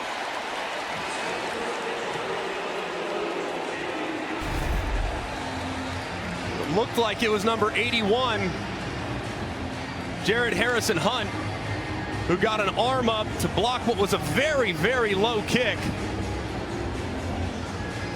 Saves a point for Lance Guidry's defense. And it protects the lead for Miami. That could loom large going forward. Was a low kick, and Harrison Hunt is a big man, 6'4", 285. Out of Christ the King High School in the New York City area. Basketball power. As a matter of fact, Harrison Hunt only played 2 years of high school football. He was focused on basketball.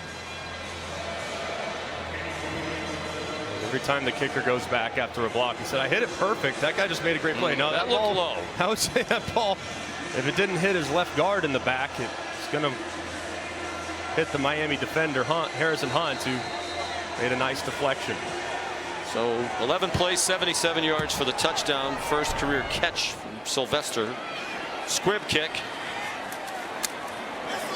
Ray Joseph stood up at the 32-yard line. There is a time, but there is time for a play. Coming up this afternoon over on the ACC Network, it's the ACC Huddle at 6:30 after the NC State Virginia Tech game. The Hokies still alive in the race to get to Charlotte for the title game. Then it's Syracuse and Georgia Tech at 8. After the game, stay with the ACC Network for a full post-game show.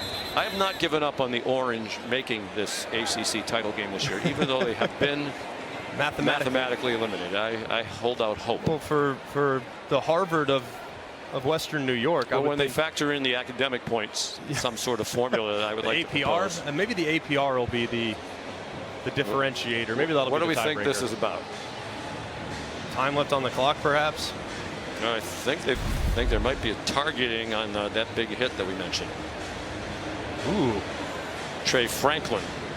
Trey Franklin, as he's going in, he initiates that contact with the crown of the helmet. That is going to be targeting.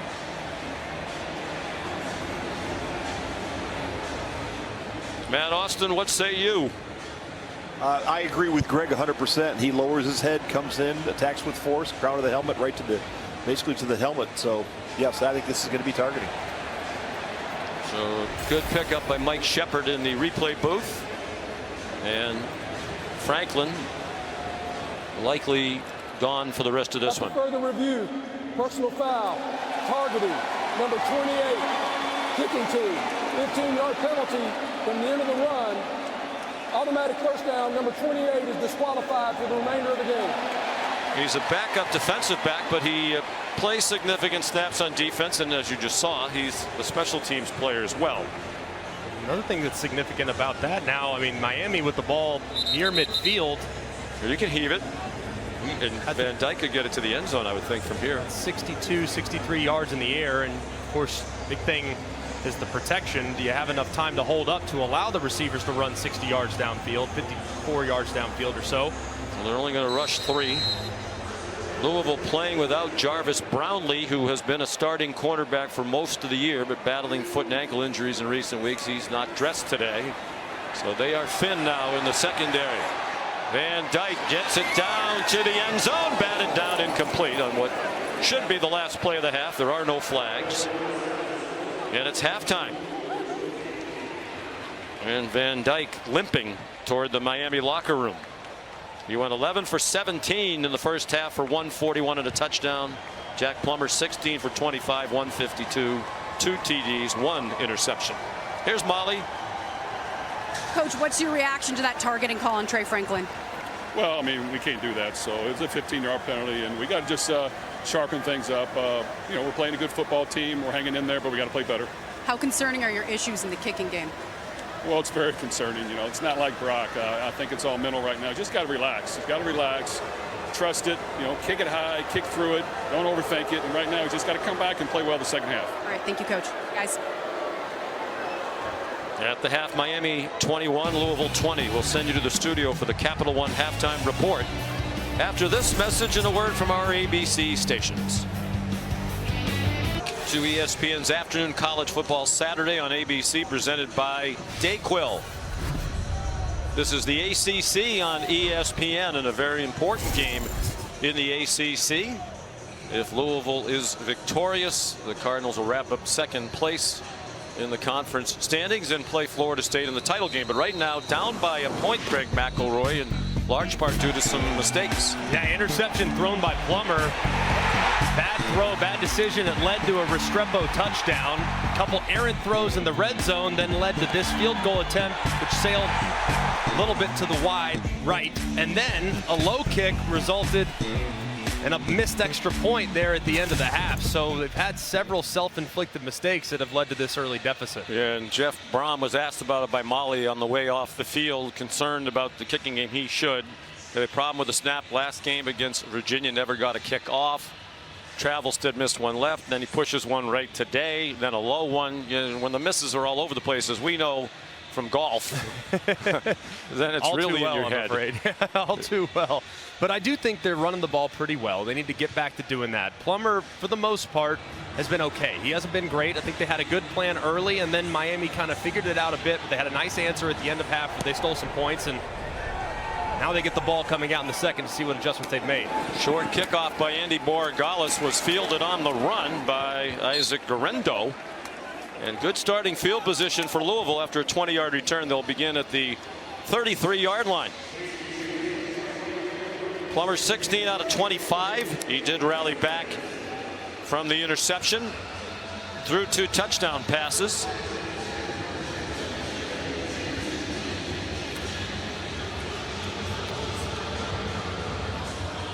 It's his 4th game this season with multiple touchdown passes, including back-to-back games. They did their come-from-behind win against UVA. They start with a run for Garendo. That was last Thursday night. They had a couple of extra days to get ready for this game, which Jeff Brom appreciated. Gave his team a little extra rest, which everybody could use at this time of the year. A couple guys a little banged up too, so giving them some extra time to get healthy, especially Jamari Thrash, is of the utmost importance. Yeah, Thrash still not fully effective with the injured hand. There's Chris Bell. And that's enough for a first down on his 4th catch of the day. This one for 10 yards. That's a part here in the second half that they're going to have to continue to try to take advantage of. Some of the perimeter throws. Miami's really conscientious against the run, so you're going to have some isolations outside. You just got to beat that coverage with good timing, and Plummer did so there on the hitch.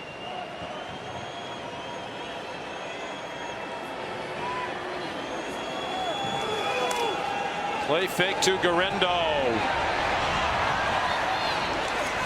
Plummer takes off running. And that probably falls into that category that Jeff Brom spoke to Plummer about a few times. 3 to 5 times a game. Take off running when there's nothing there. Don't try to force anything. It was pretty well defended. Thought he might have had the flat early, but didn't like it initially. Get what you can, live to play second down.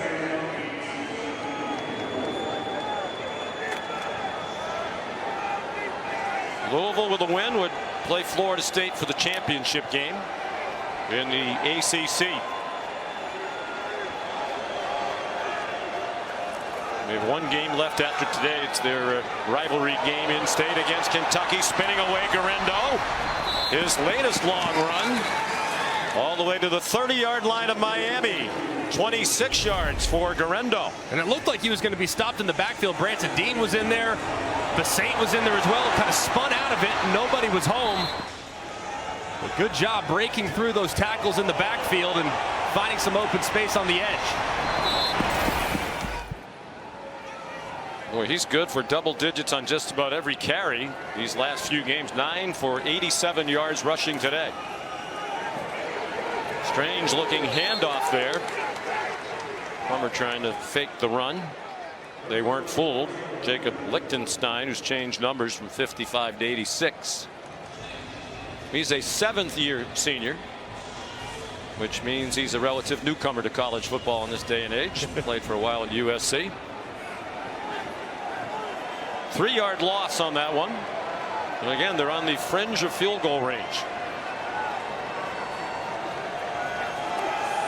Plummer on target. And trying to break free is Joey Gatewood, who was yanked down by Cam Kitchens. 3rd down and almost 3. A 10-yard completion to the former Auburn quarterback. Started his college career at Auburn, one of the most highly recruited players in the country, coming out of Jacksonville, Florida.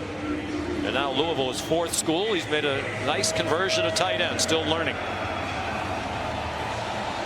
They think he might be a pro with his athletic ability, and you wonder what's going through Travelstead's mind. Probably please get the first down. Plummer, single coverage for Thrash. Some hand fighting with Damari Brown in coverage. Incomplete pass. And here comes the field goal team. Throw just a little off the mark here from Plummer, trying to throw him to the outside. He's working against the freshman Damari Brown, and the ball's just way too wide. Can't really adjust to it far enough. Really got to give your receiver a chance. Let him go up and high point that ball. And new kicker here, Greg. It is not Travelstead. It is Nick Lopez, a 5th-year senior who has not attempted a field goal this year. He might have a new job. That was about as perfect as it could be from 40 yards. And Louisville has a 2-point lead. First lead since they were up 7-0.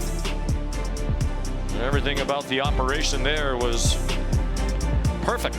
Snap, hold, and kick by Lopez. Tonight, the rock stars of F1 racing take over Sin City. Don't miss the Las Vegas Grand Prix tonight at 11:30 on ESPN. Additional coverage on ESPN Plus in Deportes in English and Spanish. Travelstead's kickoff is a touchback. Molly. Well, Sean, Miami offensive coordinator Shannon Dawson came out of the locker room and immediately said to me, Tyler Van Dyke is smiling more today. He plays better when he smiles more. And head coach Mario Cristobal agreed, saying Van Dyke is in a great head space. This is the best that we've seen from him in a long time. He's seeing the field well, great decision making. And he told Van Dyke in the locker room, this is a game that we should win. I need you to dig deep. We'll need you to be special, but stay composed in the second half, guys. Most importantly, mistake-free. No turnovers. Miami has not turned it over. Louisville's turned it over once. Out wide it goes to Brashard Smith. And a good tackle in the open field. Cameron Kelly was there with help from Jalen Alderman. Emory Williams looking on. Of course, broke his arm last week against Florida State. But Van Dyke, another example of that decision making. Right there, didn't force anything in there. It was well defended. It was well covered. Just take your outlet, see what he does with it. Still an example of him going through his progression and making a good choice on the throw. Mark Fletcher, the running back. Quick throw the other way. Colby Young that stood up and knocked down by Cameron Kelly. 4-yard gain.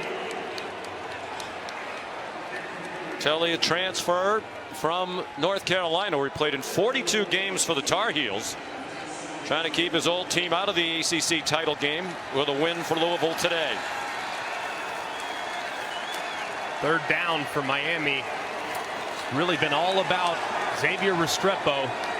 He's down here in the slot. He's their go-to guy. He's the toughest mismatch for Louisville's defense. Let's see if they look in his direction.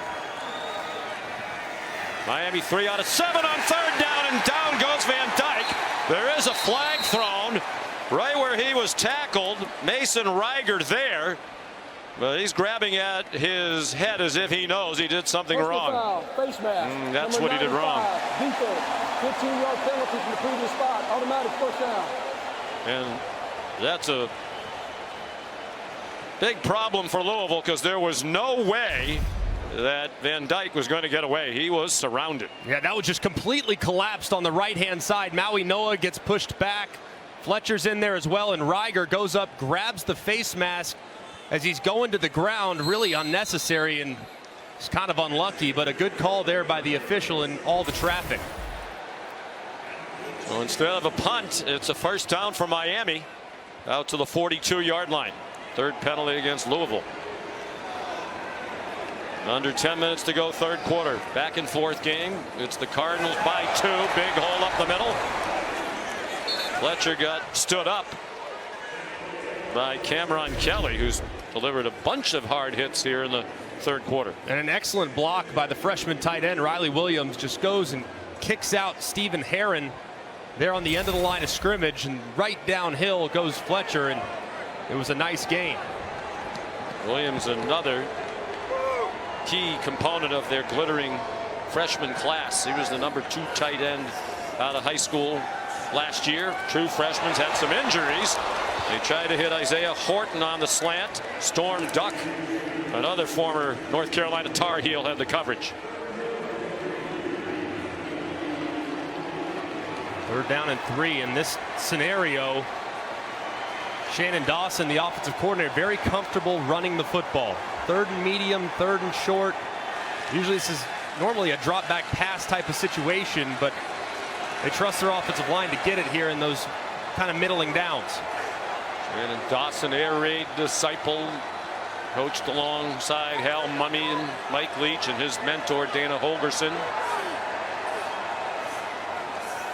Quick pass, incomplete pass. Tried to get it to Brashard Smith. Devin Neal nearby in coverage. And so far the offense is still on the field, and now the punting unit comes on for Coach Cristobal. Another big hit on Van Dyke. This time TJ Quinn coming right off the edge. It's well defended in the back end. Have to get the ball out really quickly, and there's just not nearly enough separation to convert the third and short. Dylan Joyce will punt for the 4th time. Kevin Coleman back inside his own 10.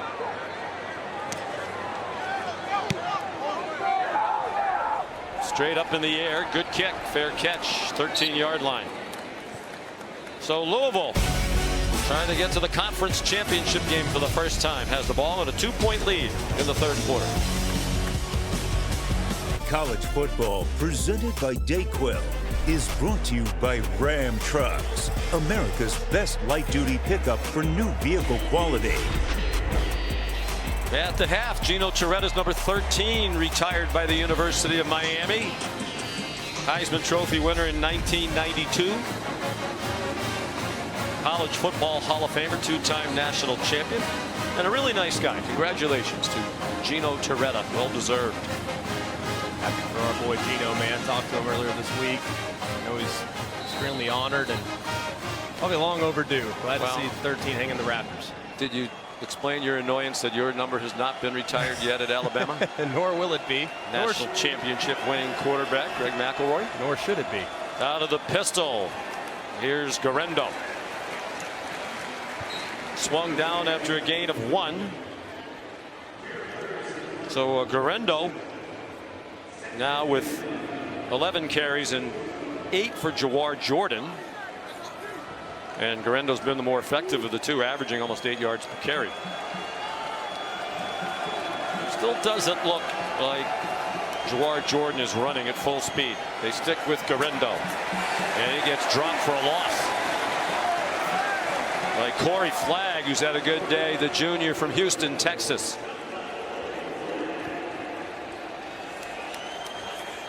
This is the worst starting field position of the day for Louisville. They're 9-1.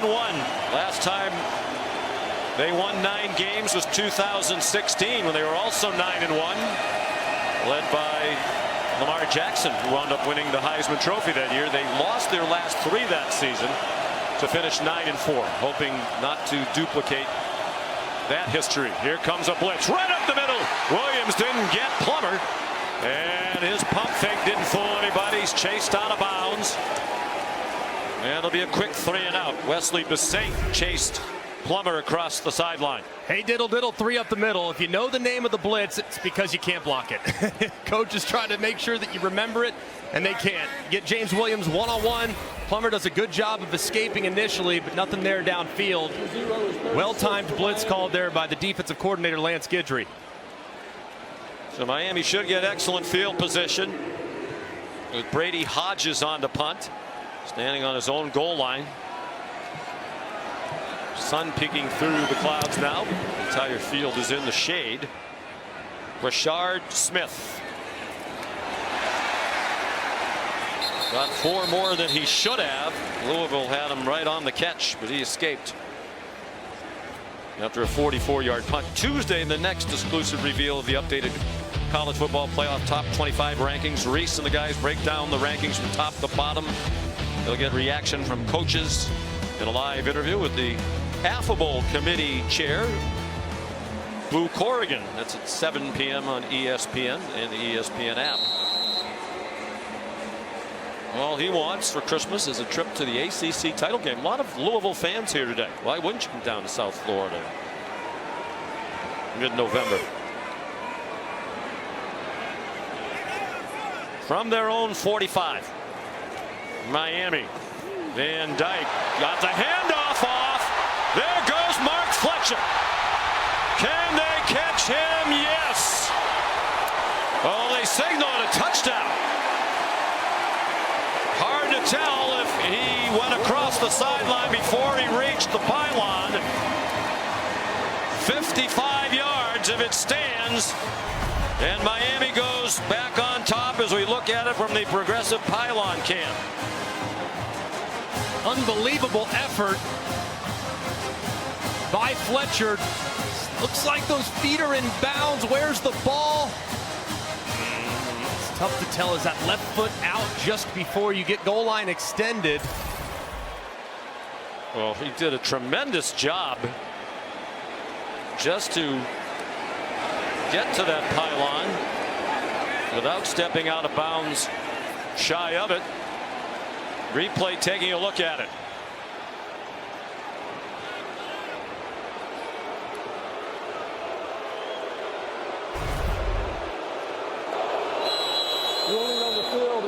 He's inbounds the whole way. The question is, where's the ball relative to the pylon? Left foot is in. Right foot is in the whole way. He's still airborne, but does he break the plane? Yeah, it's tough to tell if it goes over the pylon. I'm not sure it does. Matt Austin, what's the rule here regarding as you're going out of bounds relative to the goal line? Well, the ball never passes above or inside the pylon, so it has to cross the goal line extended before he's out of bounds. So the question is, before he kicked the pylon, which would put him in the end zone, was his backside on the ground or his hand on the ground? If it is, then that's where he crossed the sideline. If he kicked the pylon first, it's a touchdown. Well, knowing that, let's look again. That left leg is out of bounds right there before he kicks the pylon. I think he's out, don't you, Matt? Yes, I do. Right. Yeah, he still hasn't kicked the pylon. He's down. Yep, and that's ball's where out of bounds. Yep, left leg down on the white on the outside. Great effort either way. Looks like this one's going to be just short. Well, either way, it's going to be another big play for the Miami offense. They're 5th of 20 yards or more. After further review, it determined that the ball carrier went out of bounds at the half-yard line. It'll be first and goal from the half-yard line. Right hash. Louisville had given up only 39 plays all year in 10 games coming in of 20 yards or more, fewer than 2 per game. Miami's had 5. And 4 of the 5 of 30 yards or more.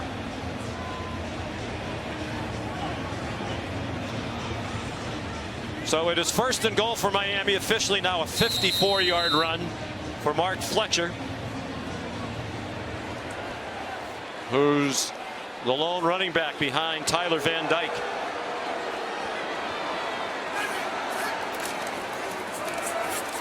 Fletcher driving to the goal line and short, according to the official marking the ball from the far sideline.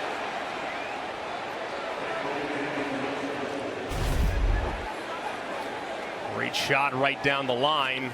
Good surge initially there by Ashton Gelati, working against Ryan Rodriguez, bringing an extra offensive lineman. But looks there as if the ball was very close as it got up into the scrum. And now Mario Cristobal trotting down the sideline. He wants to know why they're not stopping to look at that. So Fletcher again, the running back. Fletcher ran into traffic and surges into the end zone for a Miami touchdown and a Hurricane lead.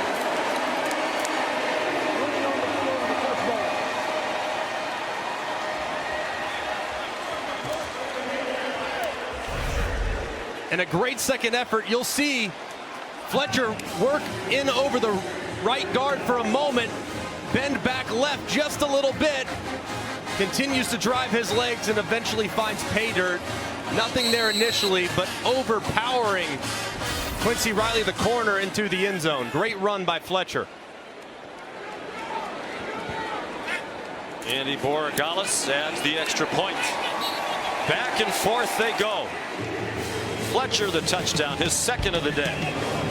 28-23 for the Canes, 5:48 to go in the third. Sean McDonough, Greg McElroy, Molly McGrath, our producer Phil Dino, director Scott Johnson, our terrific ABC college football crew here in South Florida from Miami and Louisville. Back and forth game. Miami on top again by 5, and Andy Borregales' kickoff is a touchback. Which takes us to the Aflac trivia question. We want to know who was the first Louisville head football coach to win an outright conference championship. Gosh, I would have no chance. Given the circumstances, I'm going to go ahead and say Howard Schnellenberger. Well, you know, it is Howard Schnellenberger's day. These two teams, if you're just joining us, playing for the Howard Schnellenberger Trophy. In the Ring of Honor here for the great work he did at Miami, leading their first national championship, that big upset against Nebraska. Plummer throws it away. Schnellenberger was Jeff Brom's coach in Louisville. Great years in his hometown at Louisville, leading the Cardinals. But that is not the correct answer to the Aflac trivia question. Lee Corso. Wow. In 1970, when they were in the Missouri Valley Conference, 8-3-1. In his second season as U of L head coach, took them to their second ever bowl game that season. Jawar Jordan, nothing much there. Matter of fact, a loss on the play. How about the respect both coaches had for Howard Schnellenberger? We talked with him during the week. Mario Cristobal was recruited to Louisville by Howard Schnellenberger. And he said, my mother loved Howard Schnellenberger. He's obviously had a great impact on the game, and boots iconic. They're bronze. Go to the winner today. Third down and 11. Plummer's 18 out of 29. Given a nice pocket, and it's batted out of the air by Kiko Maui-Noa.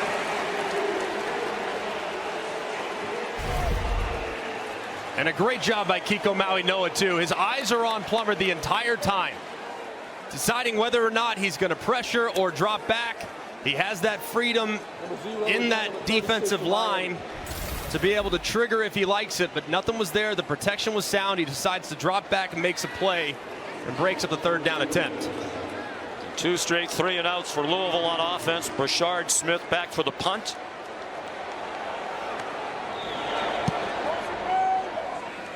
Brady Hodges' punt is a good one. Fair catch made inside the 25.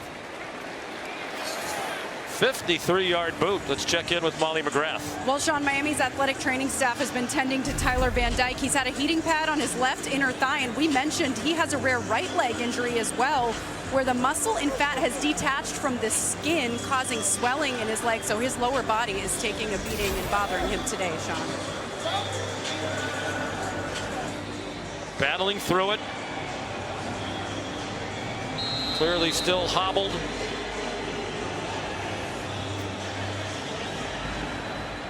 Trying to take the Canes to 7-4. With one game remaining up at Boston College to close out the year. Play fake. He wanted to launch one deep. It's well covered down the field, and now he just throws it away. And it got shoved down out of bounds by T.J. Quinn, which got some oohs and ahs from the crowd. And a good decision here by Van Dyke. Nothing there. Doesn't look like much. It looked worse at the end because he went into the markers on the sideline. He was comfortably in bounds. I don't have any problem with that. Didn't feel like it was late. Didn't feel like it was malicious. Just a little shove. And I think for the quarterback, you can sell it a little bit. Maybe you get away with it. When you played, you thought that should have been a penalty. Oh, I would have jumped sideways out of bounds and tried to land on my head. I mean, I would have sold it like you wouldn't believe. Mark Fletcher bangs ahead for about 7. Well, let's bring in Matt Austin on the last play. Matt, would you have had a flag? I would have had a flag, and the reason is he's running away from the defender. The defender has plenty of time to at least slow down. He didn't need to push at the end. Was totally unnecessary, especially into the chain crew. That's a dangerous play. I would have liked roughing the passer.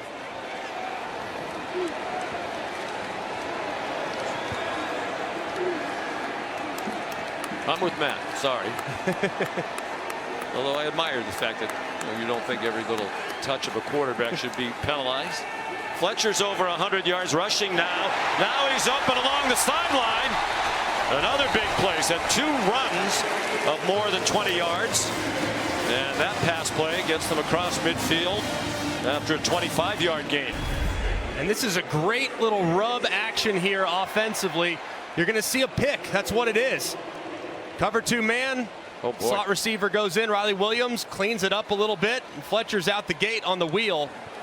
Probably could have called an OPI, but it looked like Williams continued on with his route after the contact, but got away with one. It turned into a big play. A big game for the true freshman Fletcher from Fort Lauderdale American Heritage High School.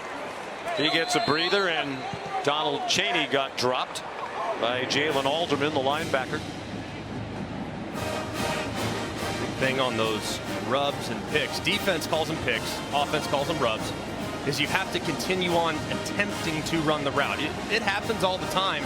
It looked like that time after the initial collision, Williams' eyes went back into the backfield, and the official decided not to call it. So it's a good job there by the freshman selling that route and getting that separation for his running back.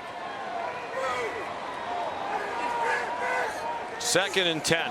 Not in field goal range, and Van Dyke goes down and did well to hang on to the football as he got planted by Mason Reiger. And Reiger just goes right around Maui Noah. Didn't get much of a collision at all. Just a really bad pass set there by the outstanding true freshman. He's excellent in the run game, but does at times struggle against speed rushers, and that's exactly what Reiger does. A heck of a job there by Van Dyke hanging onto that football, because that was a big collision that could have easily resulted in a fumble going the other way. First sack of the game for either team. A 10-yard loss for Miami. Now 3rd and 20 with 2 minutes to go in the quarter. Quick screen, and about 9 for Jacoby George. And what will Mario Cristobal do? Long yardage to convert on 4th down. So he's going to play field position and send the punt team on. I think a wise decision too. I mean, if you get in maybe a 4th and 6, 4th and 5, you can think about it. But with how your defense is played, it makes sense to just punt it away and play the field position game a little bit against the Cards.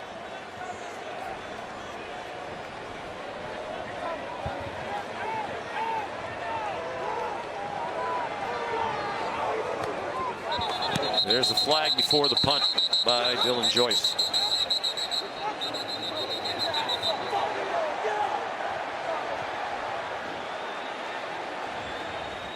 Prior to the snap, false start, number 43, offense, 5-yard penalty, still 4th down. Rocky Shelton out there on the punt team.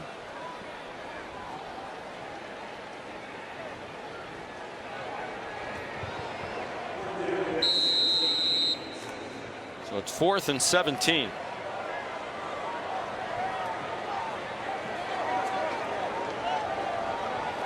Kevin Coleman back at his 13-yard line. Wide snap. Joyce did well to field it and get it off. And the fair catch made at the 11-yard line. 41-yard punt. Sean McDonough, Greg McElroy. Final moments of this third quarter. Probably a lot of anxious Louisville fans right now hoping their team can win this and get on to the ACC championship game against Florida State. What do you think is going to be most important here in the final 15 minutes plus? Well, Louisville's had a hard time running the football here in the second half. I mean, some of the holes that were open early for Isaac Arendo have kind of closed up, and looks like Miami is saying, hey, you're not going to beat us running the football. You're going to have to throw it and win some of those matchups on the outside. Now it's up to the Cardinals quarterback and passing attack to do so. Slicing through for about 9 yards, Maurice Turner. Well, they're hanging in there, Louisville, on a day when clearly Jamari Thrash is still impacted greatly, negatively, by the hand injury, and Jawar Jordan is basically a deep backup now to Isaac Arendo. Yeah, it does not seem like he's running with the same level of explosiveness. That knee clearly bothering him. Turner again, sophomore from Nichols, Georgia. He stepped in for Jordan in the loss at Pittsburgh when Jawar carried only 2 times, had a bad hamstring. It was a sloppy field, and Jordan did not play after the opening couple of minutes. Turner wound up rushing for 81 yards against Pitt in what remains the only loss of the season for Louisville. Final seconds of the quarter.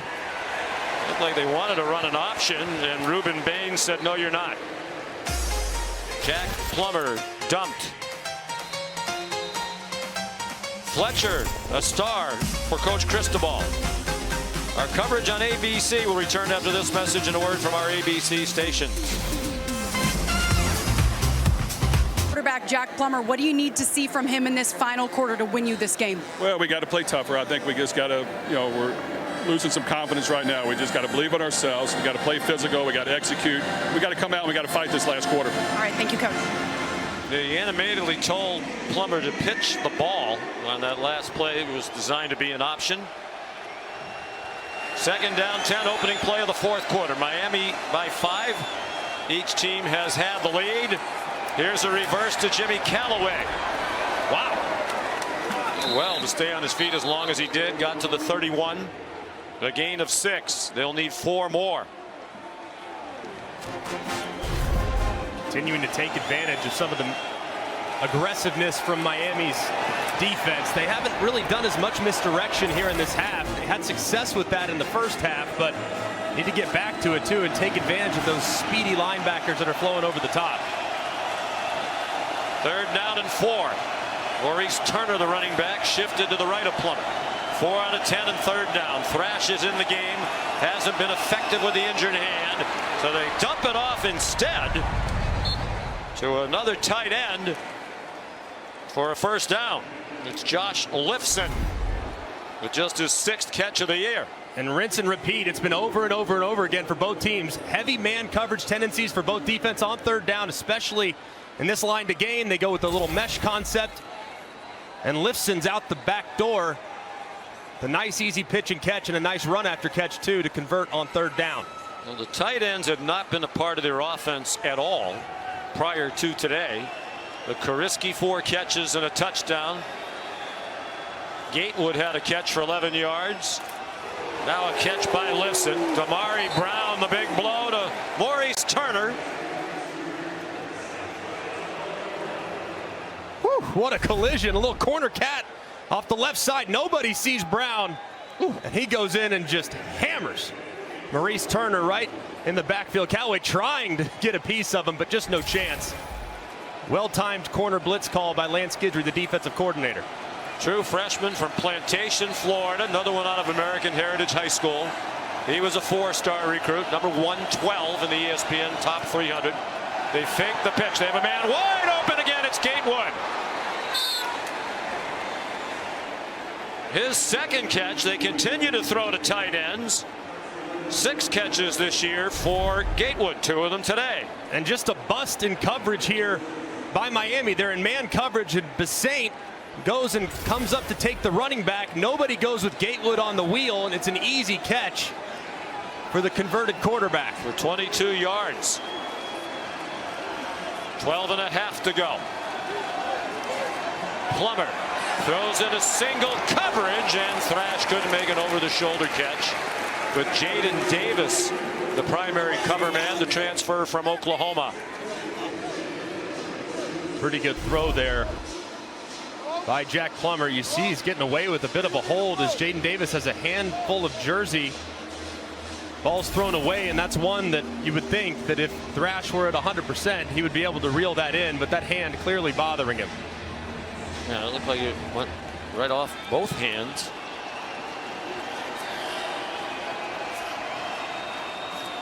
On 2nd and 10, a screen for Turner with blockers out in front. First down, out of bounds, just shy of the 20. Well, they are in field goal range, but bear in mind they've had field goal problems. They actually switched to Nick Lopez in the 3rd quarter for his first attempt as a Louisville Cardinal, as a transfer from Cal, where he was for a couple years, and attempted only 1 field goal back in 2021. He had a 34-yarder against Arizona. So surprising that he's involved at all. He might be a very key part of this game going forward.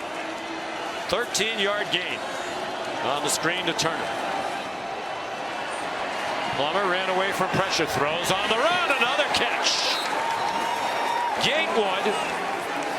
Well, the coaches told us, Greg, when the pro scouts come to watch Louisville, they ask a lot about Gatewood. And that was a great job on the scramble drill.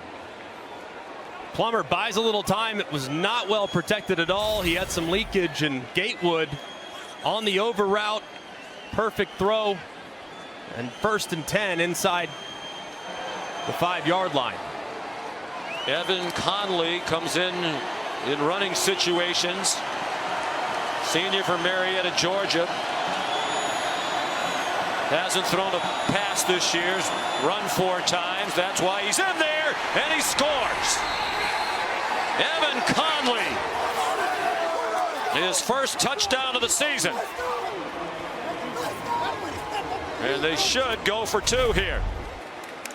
And just a great job. You have one guy going right to left, faking the jet sweep, then you fake the pitch. A lot of movement going in opposite directions, and Conley splits it right up the middle.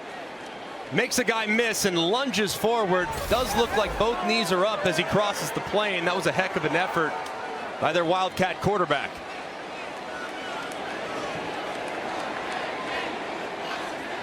They will go for 2. Try to make it a 3-point lead. At this juncture, 2-point lead doesn't do much. He went 89 yards in 11 plays. Isaac Garendo, the running back, on the right hip of Jack Plummer. Thrash, the motion man. They swing it out wide to hit. Trying to make a move, and he scores. Got away from Jaden Davis. It didn't look promising for Thrash when he caught it.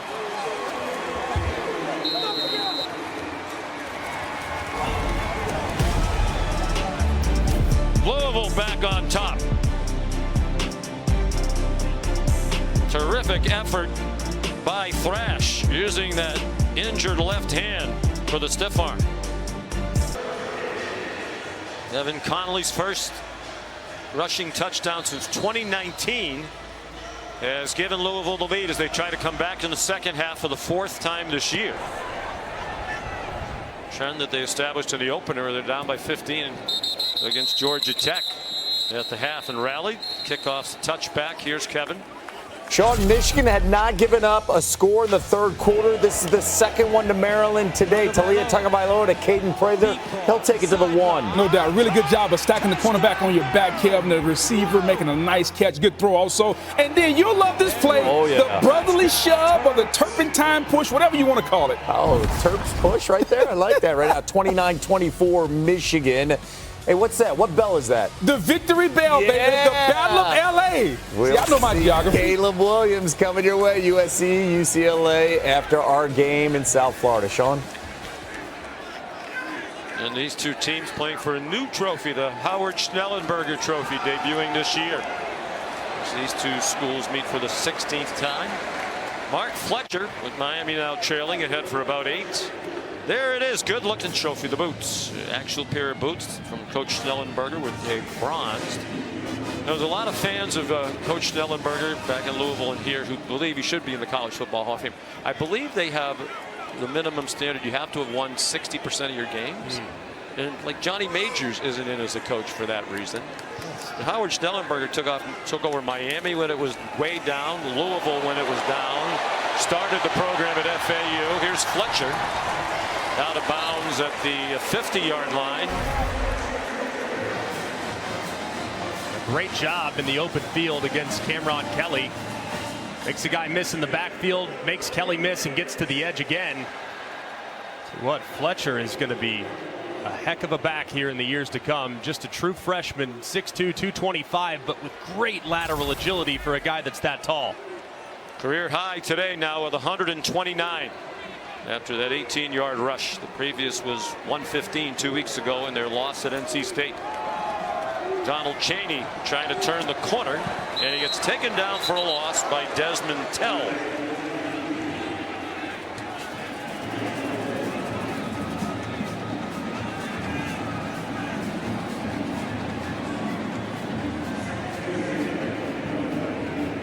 Down to 9.5 to go. And Miami does have an outstanding kicker if they get into a situation where they need to try one to tie it. Andy Borregales, one of the best in the country. Chaney remains the running back. Rashard Smith, the motion man. Plenty of time for Van Dyke. Low throw, and it was not rescued by Jacoby George. Just a little bit off the mark there. Van Dyke's been pretty accurate today. Didn't like anything downfield. Gets to his outlet, the number 3 in the progression, and just a little bit low for George, who tried to corral it. Emory Williams, who started at quarterback last week for Miami at Florida State. Watching from a box. Van Dyke has played well. 15 to 25 for 176, a touchdown. No turnovers. Needs something on 3rd and 11 into a crowd and caught. And it looked like he was down. He was. Rashard Smith. And now the spot's important, as it always is. The officials conferring. And it looks like they're going to put it on the 39-yard line, the hash mark for a first down. A really well-timed throw here. Zone coverage drop from Louisville. Need down right at the 39. Really close. Probably take a look at that, but that's a tight window throw from Van Dyke, and he fit it in there with good anticipation. Yeah, they're going to look at this spot. The ruling on the field is a catch. Previous play is under further review. Not to determine whether or not it was a catch. It was. The question is, did he get enough for the first down? The answer when we come back. ABC College Football is presented by Vicks DayQuil. Use as directed. Hard-hitting game. One of the highlights of the day, that lead block by Francis Maui Noah. After review, the play on the last play stands as called, the spot. They didn't see enough to overturn it. So it is to the 39-yard line and a first down for Miami. Louisville wins. They go to the championship game to take on Florida State. Seminoles haven't been since 2014. That's the year Louisville came into the ACC. They've never been in a title game. Miami looking for its second ranked win in 2 seasons under Mario Cristobal on the play. Run down from behind by Cameron Kelly. What a second half he's had as he caught Henry Parrish from behind. A play they've had a lot of success with. When they motion that tight end down, they kick out that defensive end, but in man coverage, Kelly recognized it, diagnosed it quickly, and chased it down in the backfield for the tackle for loss. 7 tackles for Cameron Kelly.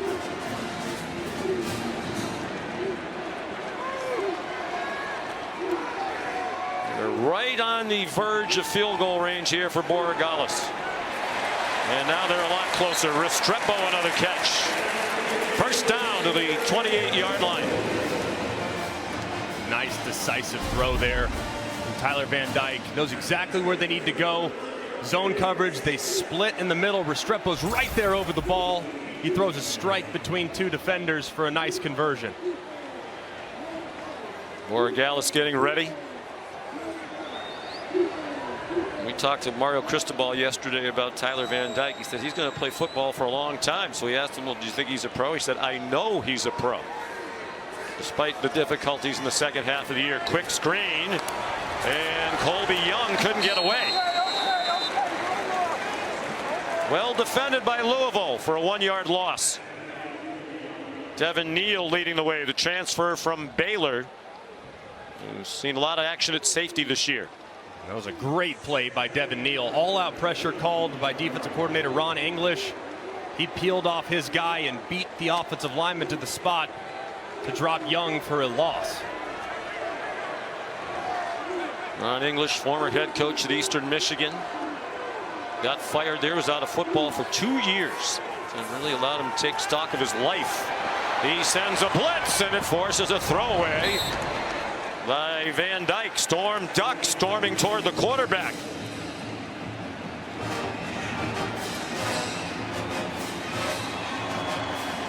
Third down and 11, 6:17 to go. They are in field goal range for Borregales. That's what you got to be thinking if you're Tyler Van Dyke. A couple of consecutive plays called by Ron English that were pressured. That time corner cat, the play before, all-out blitz. I'd expect pressure again. See if they can knock him out of field goal range. Fletcher, the running back. Louisville crowds the line. And they drop Fletcher for a loss. Crowd doesn't like the call. Gilbert Frierson first there for the Cardinals.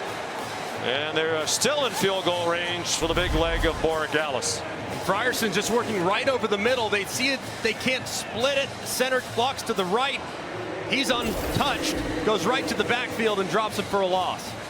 So Borregales, career long is 55. That tied the Miami record back in 2021. It was against Michigan State. This one's from 51. He's already made 3 this year from beyond 50. How perfect was that?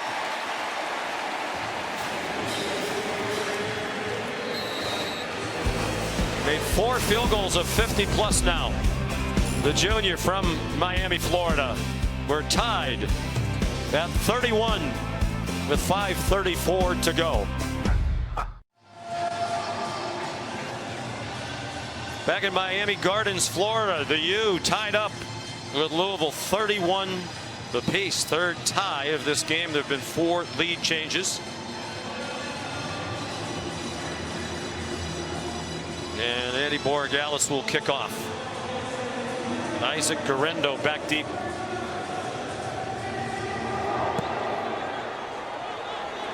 And that's not returnable. Let's take a look at the All-State playoff predictor. Here's what we believe should be the case heading into today's action. I've had Georgia #1 all along. I see you finally smartened up. I got wise here. After 12 weeks, you finally convinced me.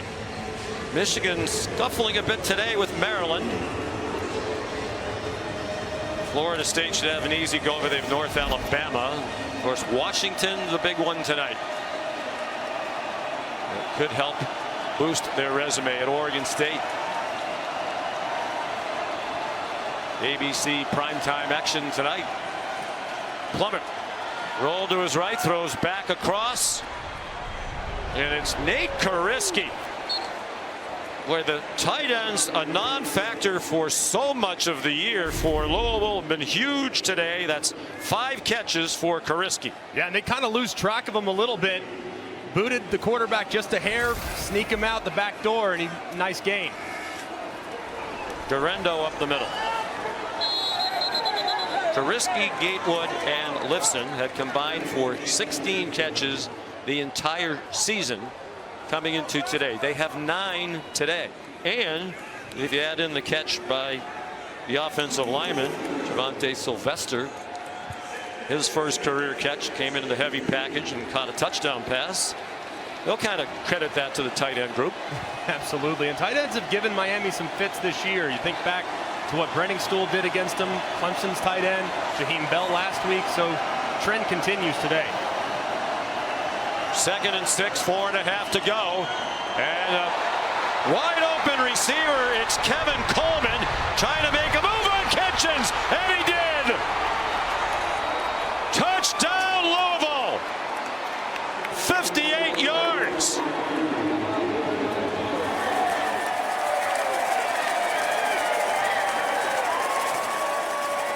And one of the reasons why he was so free, a couple of Miami players involved in a collision. Yeah, Jaden Davis and Takori Couch, as Thrash releases inside on a slant, they just collide right into each other. And he's 1-on-1 against Kitchens, but it looks like Davis is going to be okay. Couch still down and now getting up. Louisville back on top. Choose Duracell to make the most of holiday magic. Because before you know it, A 58-yard touchdown by Kevin Coleman's put Louisville back on top, and it is Nick Lopez, grad transfer from Cal, where he played very little, attempted only 1 field goal a couple of years ago, but came in and make a big field goal here in the second half after Brock Travelstead scuffled, and now he's made the extra point. Take another look at the touchdown a moment ago. Just a big collision. You see these two defenders, Davis and Couch, just run right into each other in man coverage. Wow. Just absolutely nothing you can do about it as a defender. Your eyes are on the receiver that you're covering, and how about the move in the open field by Kevin Coleman, tight roping the sideline after making Kitchens miss and finding the end zone. That was a heck of a play after the collision. His longest reception as a member of the Louisville Cardinals, 58 yards. The previous was 40. It's his 2nd touchdown this season. The first was all the way back in the opener against Georgia Tech. His career-long catch, 64 for Deion Sanders, whom he played at Jackson State last year, 64 against Mississippi Valley State.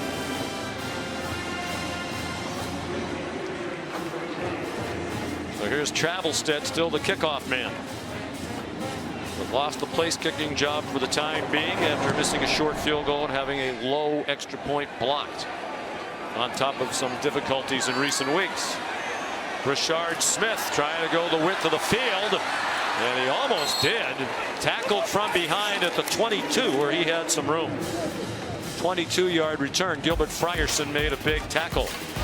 Tomorrow, 2 featured men's college basketball matchups at the Satva Empire Classic on ESPN. Greg will tell us what Satva is. It's part of Feast Week presented by Lowe's at 1 o'clock. Number 5 UConn against Indiana at 3:30. Number 19 Texas versus Louisville.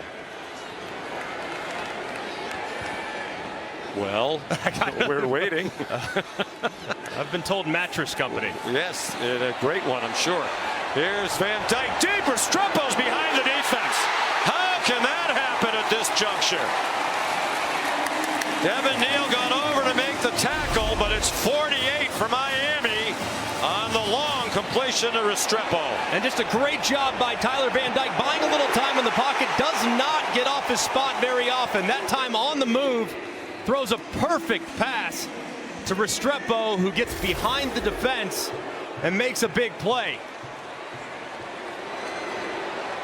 6 for 133 after he was shut out. Well, the coaches made a point yesterday to say it wasn't his fault last week. He was open a number of times and they missed him. Nice catch on a throw behind him by Jacoby George.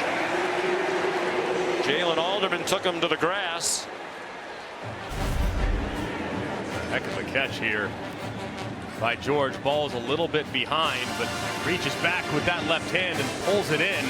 Somehow keeps some forward momentum. Yeah, they, as Mario Cristobal says, don't have anybody who really scares you at the wide receiver position, but George is starting to become that guy.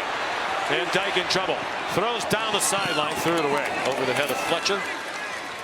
It's Stephen Herron applying the pressure. Transfer from Stanford. He's Louisville's version of Stanford Steve. And it's an excellent pressure right there by Herron.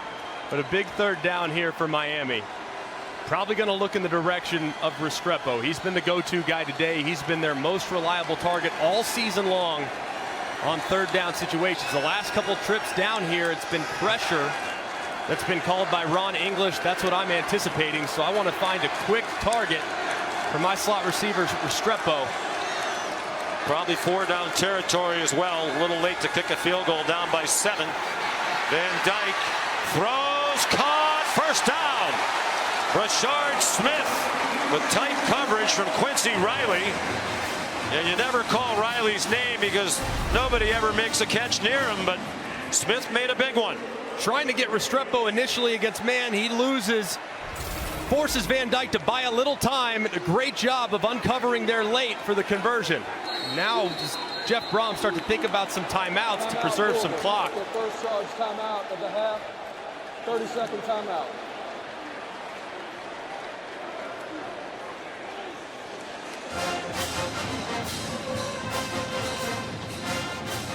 Well, his brother Brian told us Jeff Brom is really an easygoing guy away from the football field. That is not the case on the field. One thing we know for sure, he is emerging. First of all, he's a National Coach of the Year candidate this year, and emerging as one of the best coaches in the country. Took Purdue to the Big Ten title game last year. First time in Purdue history they made it to the Big Ten championship game. And he said that was really his proudest accomplishment of the 6 years at Purdue. Now trying to take his alma mater to the ACC title game. Trying to become the 5th ACC coach to lead his team to the championship game in their first season. And he has totally flipped the roster. He's done an amazing job of getting these transfers to buy in, and they win close games. When the game is tight like this, they've performed at their best, and it's led to an outstanding first 10 games of the year. Miami's won only 2 of its last 6, and both of those wins were in overtime here at Hard Rock Stadium. Louisville hasn't played an overtime game since 2013. Here's a throw to the end zone, batted away. There is a flag intended for Jacoby George. And the coverage from Derek Edwards. Pass interference, defense, number 30, 15-yard penalty, automatic first down. Edwards doesn't play a lot. Redshirt sophomore back in his hometown. He's from Miami. And great recognition by Van Dyke. Edwards, like you said, does not get a lot of playing time. Storm ducks in. Riley's had to slide inside, so you get a good matchup with your best wide receiver on the perimeter at George and a one-on-one down the field. Edwards has to grab the jersey, and he'll get him a fresh set of downs inside the 5. He was quite possibly in there because of the targeting ejection to Trey Franklin. First and goal from the 4. Miami trying to tie this one again. It'll be the 4th time the game's been tied. Fletcher knocked down. Excellent penetration by one of the best corners in the country. Quincy Riley, the transfer from Middle Tennessee in his 2nd year at the U of L. Certainly an all-ACC contender, one of the best in college football. And after this play, if you're Miami, you don't want to be in a big hurry. After this play, do you start to think about some timeouts to preserve some clock to potentially give your offense a chance to go down and potentially win it? And then on Miami's sideline, you're thinking about, do we go for 2 potentially in the event in which we score? Fletcher, the running back, flat pass, incomplete. Van Dyke threw it quickly. It looked like Smith really hadn't turned toward the ball with it in flight. 3rd down and goal. Obvious 4-down territory for Miami. 2 downs to get it. Can run it here. If you like the look, I would anticipate pressure from Ron English. That's been his calling card here in the second half. Has ramped it up, gotten more aggressive. See if they maybe try to get a quick throw out to the perimeter. Fletcher, the running back. 2 receivers to each side. Pressure up the middle. Van Dyke, time in the slant. Incomplete. Too far ahead of Restrepo.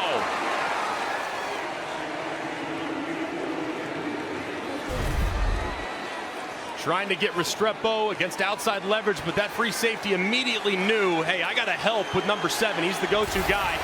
He was there immediately. Would have been a tight window throw, and he'll set up 4th down. With 1:33 to go, Miami does have all 3 timeouts. So even if they don't get this, they could get it back. Oh boy, you don't want to use the timeout now, because now if you don't get it, well, that's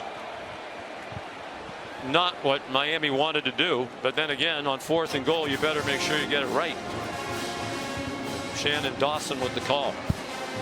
That could be big if they don't get it. So what do you like here on this 4th down call? Well, it's been pressure pretty much every single got to have it down in distance for Ron English here in the second half. That time they were bringing pressure again, and they tried to get a quick slant in. So if the in breaker's not working, why don't we try an out breaker? They didn't really do a great job. They looked like they might have had Smith into the flat. It was kind of a poor throw and a little behind. I would go with a play somewhat similar to that. I'd get my slot receiver, Restrepo. He's my fastest guy. I would probably give him a little bit of a motion, get him on the move to soften that coverage, then get him on an out-breaking route to the front corner of the pylon. One of the biggest plays of the year in the ACC. Louisville trying to win this game and go to the conference championship game. Van Dyke too high for Jacoby George with the great Quincy Riley in coverage, and then George just smacked him in the face. And that's huge, because now they're going to get Louisville out of the hole unless Louisville's going to be flagged as well. When the ball sailed by, George went jumping up and down looking for a flag. That wasn't After coming. The play, unsportsmanlike conduct. Number 3, offense. 15-yard penalty. The ball will be 1st and 10 for Louisville. That is number 3's first unsportsmanlike of the game. That time they did not bring pressure, so Ron English adjusts a tendency there late. Try to work with George against Riley. That's a perfect matchup for Louisville, your best corner. And after the whistle, George frustratingly hits Riley in the face, draws the penalty, which is massive from a field position standpoint. And now Louisville will take over at their own 18-yard line as opposed to inside the shadow of their own goalpost. George, I believe, trying to claim that he was being held. Doesn't matter. You can't do what he did. So a bad sequence there. They had to waste a timeout, which would be incredibly helpful right now. And then the penalty moves the ball out to the 18. Garendo tackled by Jaden Davis. 1:22 to go and another Miami timeout. Timeout of the half. 30-second timeout.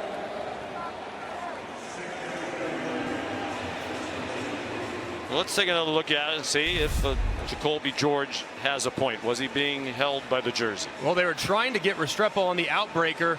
It wasn't there initially because they dropped out. So instead, Van Dyke scans all the way back across the field. Did look like there was a little bit of contact between Riley and George. Might have had a little bit of a hand on the left shoulder, but probably not enough to draw a foul on a 4th and goal situation under 2 minutes. Matt Austin says not enough to warrant a flag. So now 1:22 to go. The one timeout left for Miami. And 2nd and 7 with Garendo, the running back. And another excellent day. 91 yards rushing, 6.5 per carry. 2 hands on the ball, and Miami will use the last timeout with 1:17 to go. Here's Kevin Nagandi. Sean, let's go to College Park. Talia Tagovailoa down by 5 in the back of his end zone here. Boog, no. Yeah, almost like a punt on 3rd and 18. He's thrown 2 picks in the last 3 drives. Not good. Michigan's defense still up by 7. Could this be the last time we see Caleb Williams, the Heisman winner, as a USC Trojan? Take the could off. Could, yeah. You were 85% 2 hours ago. Now you're 100. I'm at 100. All right. USC, UCLA, about 4 minutes away from us on ABC. Back to you. All right, gentlemen, thank you. No timeouts for Miami. And a conversion here on 3rd down for Plummer and the Cardinals, and they're going to head to Charlotte for the ACC title game. They still have their Commonwealth Cup game against Kentucky next week. Plummer, after the fake, looked promising, and then he got belted by James Williams. But no timeout to use. And the clock will go well under a minute.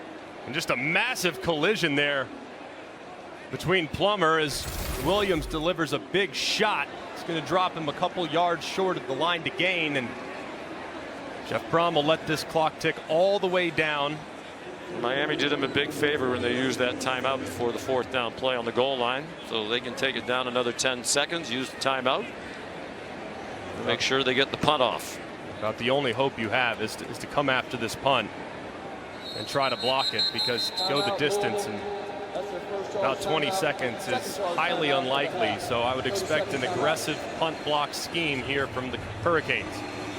And what a thrill this would be for Jeff Brom's brother Greg alongside brother Brian on the coaching staff. They are a Louisville family through and through. Their dad played at Louisville. 3 of Oscar's sons played there. And in his first year back as head coach at his alma mater, he could take them to a conference championship game for the first time in school history. And he would be the first year head coach at Louisville to win 10 games in his first season. Came into today tie with Bobby Petrino, who won 9 in his first year as Louisville coach. They were picked 8th in the ACC in the preseason poll.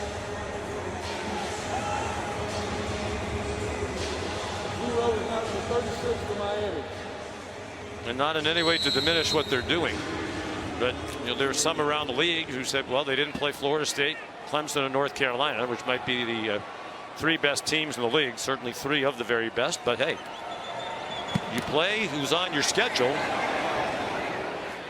and nothing should diminish what they are accomplishing. Not the greatest punt. It stops at the 40. Some combatants need to be separated. Now another flag. And regardless of who this is on, it's really dumb. 34-yard punt.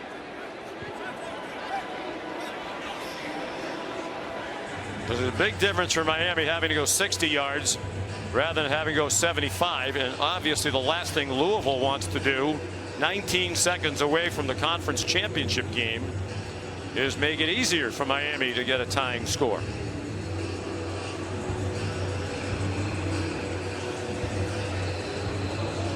After the play, personal foul, unnecessary roughness, number 36, return team. After distance to the goal, the full 15, will be first down Miami. Wow.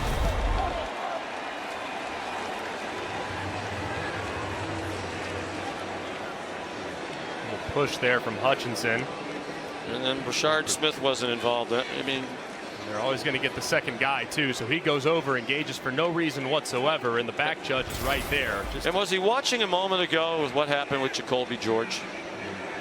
Just can't have that mistake. I mean, that is absolutely brutal. Under no circumstance can that happen, ever. Yeah, I mean, from the 40-yard line, Van Dyke, as we saw in the first half, can just about throw it to the end zone. He can't do that from here. Miami players completely losing their poise here down the stretch. Van Dyke to the sideline, to the 35-yard line to Colby Young and out of bounds. Pickup of 10.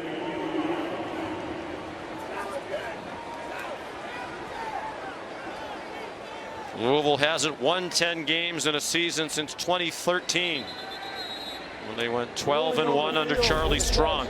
Previous play is under further review. Season that finished actually with a win over Miami in the Russell Athletic Bowl in Orlando.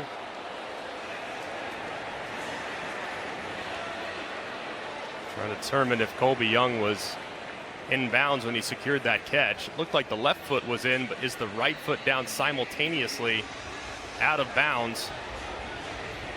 That might have been what Jeff Brom was speaking to the officials about.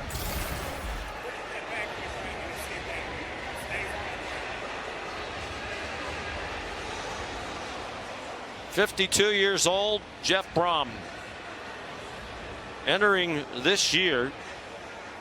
No coach had gone to a conference championship game in back-to-back years with 2 different teams in 2 different conferences. Jamie Chadwell's going to do that this year as well, taking Liberty to a conference championship game after taking Coastal last year. He's done an amazing job, and you would think they're just going to continue to get better as they're now making a real statement on the college football world with how they've performed all season long. Just such a great fit. Both of these coaches are at their alma maters. And even though this looks like it's going to be a 3rd straight loss in a season that perhaps went south in part because of that decision. After further review, the ruling on the field of a catch stands. First down, Miami. Mario Cristobal May did not take a knee when they were going to be 5-0. Certainly changed dramatically since. This will be 5 losses in 7, starting with Georgia Tech if they can't pull off the miracle. Restrepo trying to get to the sideline. Restrepo does. Right at the 50-yard line. Chance for one more heave. Now the Miami fans in sideline want a penalty against Louisville.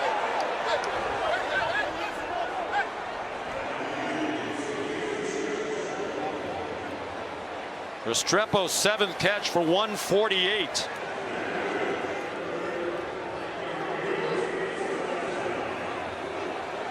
So probably just a chance for one more heave into the end zone. 3 receivers to the right. Louisville with a crowd back near the goal line. Van Dyke up in the air all the way to the goal line. Restrepo has it, but he swung down at the 5. Off the ricochet, it wound up with Restrepo. And Louisville wins. They go to 10-1. And they will play for the ACC title against Florida State in Charlotte. Congratulations to Jeff Brom. 8th catch for Restrepo for 193. 193, the career high. And again, Greg, you wonder about, not for the penalties, they're a little bit closer. Might that have been a touchdown? I think it would have been, for sure. They would have definitely had a chance, and what an unfortunate turn there for Miami. Final score, Louisville 38, Miami 31. For Molly McGrath, Greg McElroy, our terrific crew led by Phil Dean and Scott Johnson. Sean McDonough, so long from South Florida. Let's send you to the studio.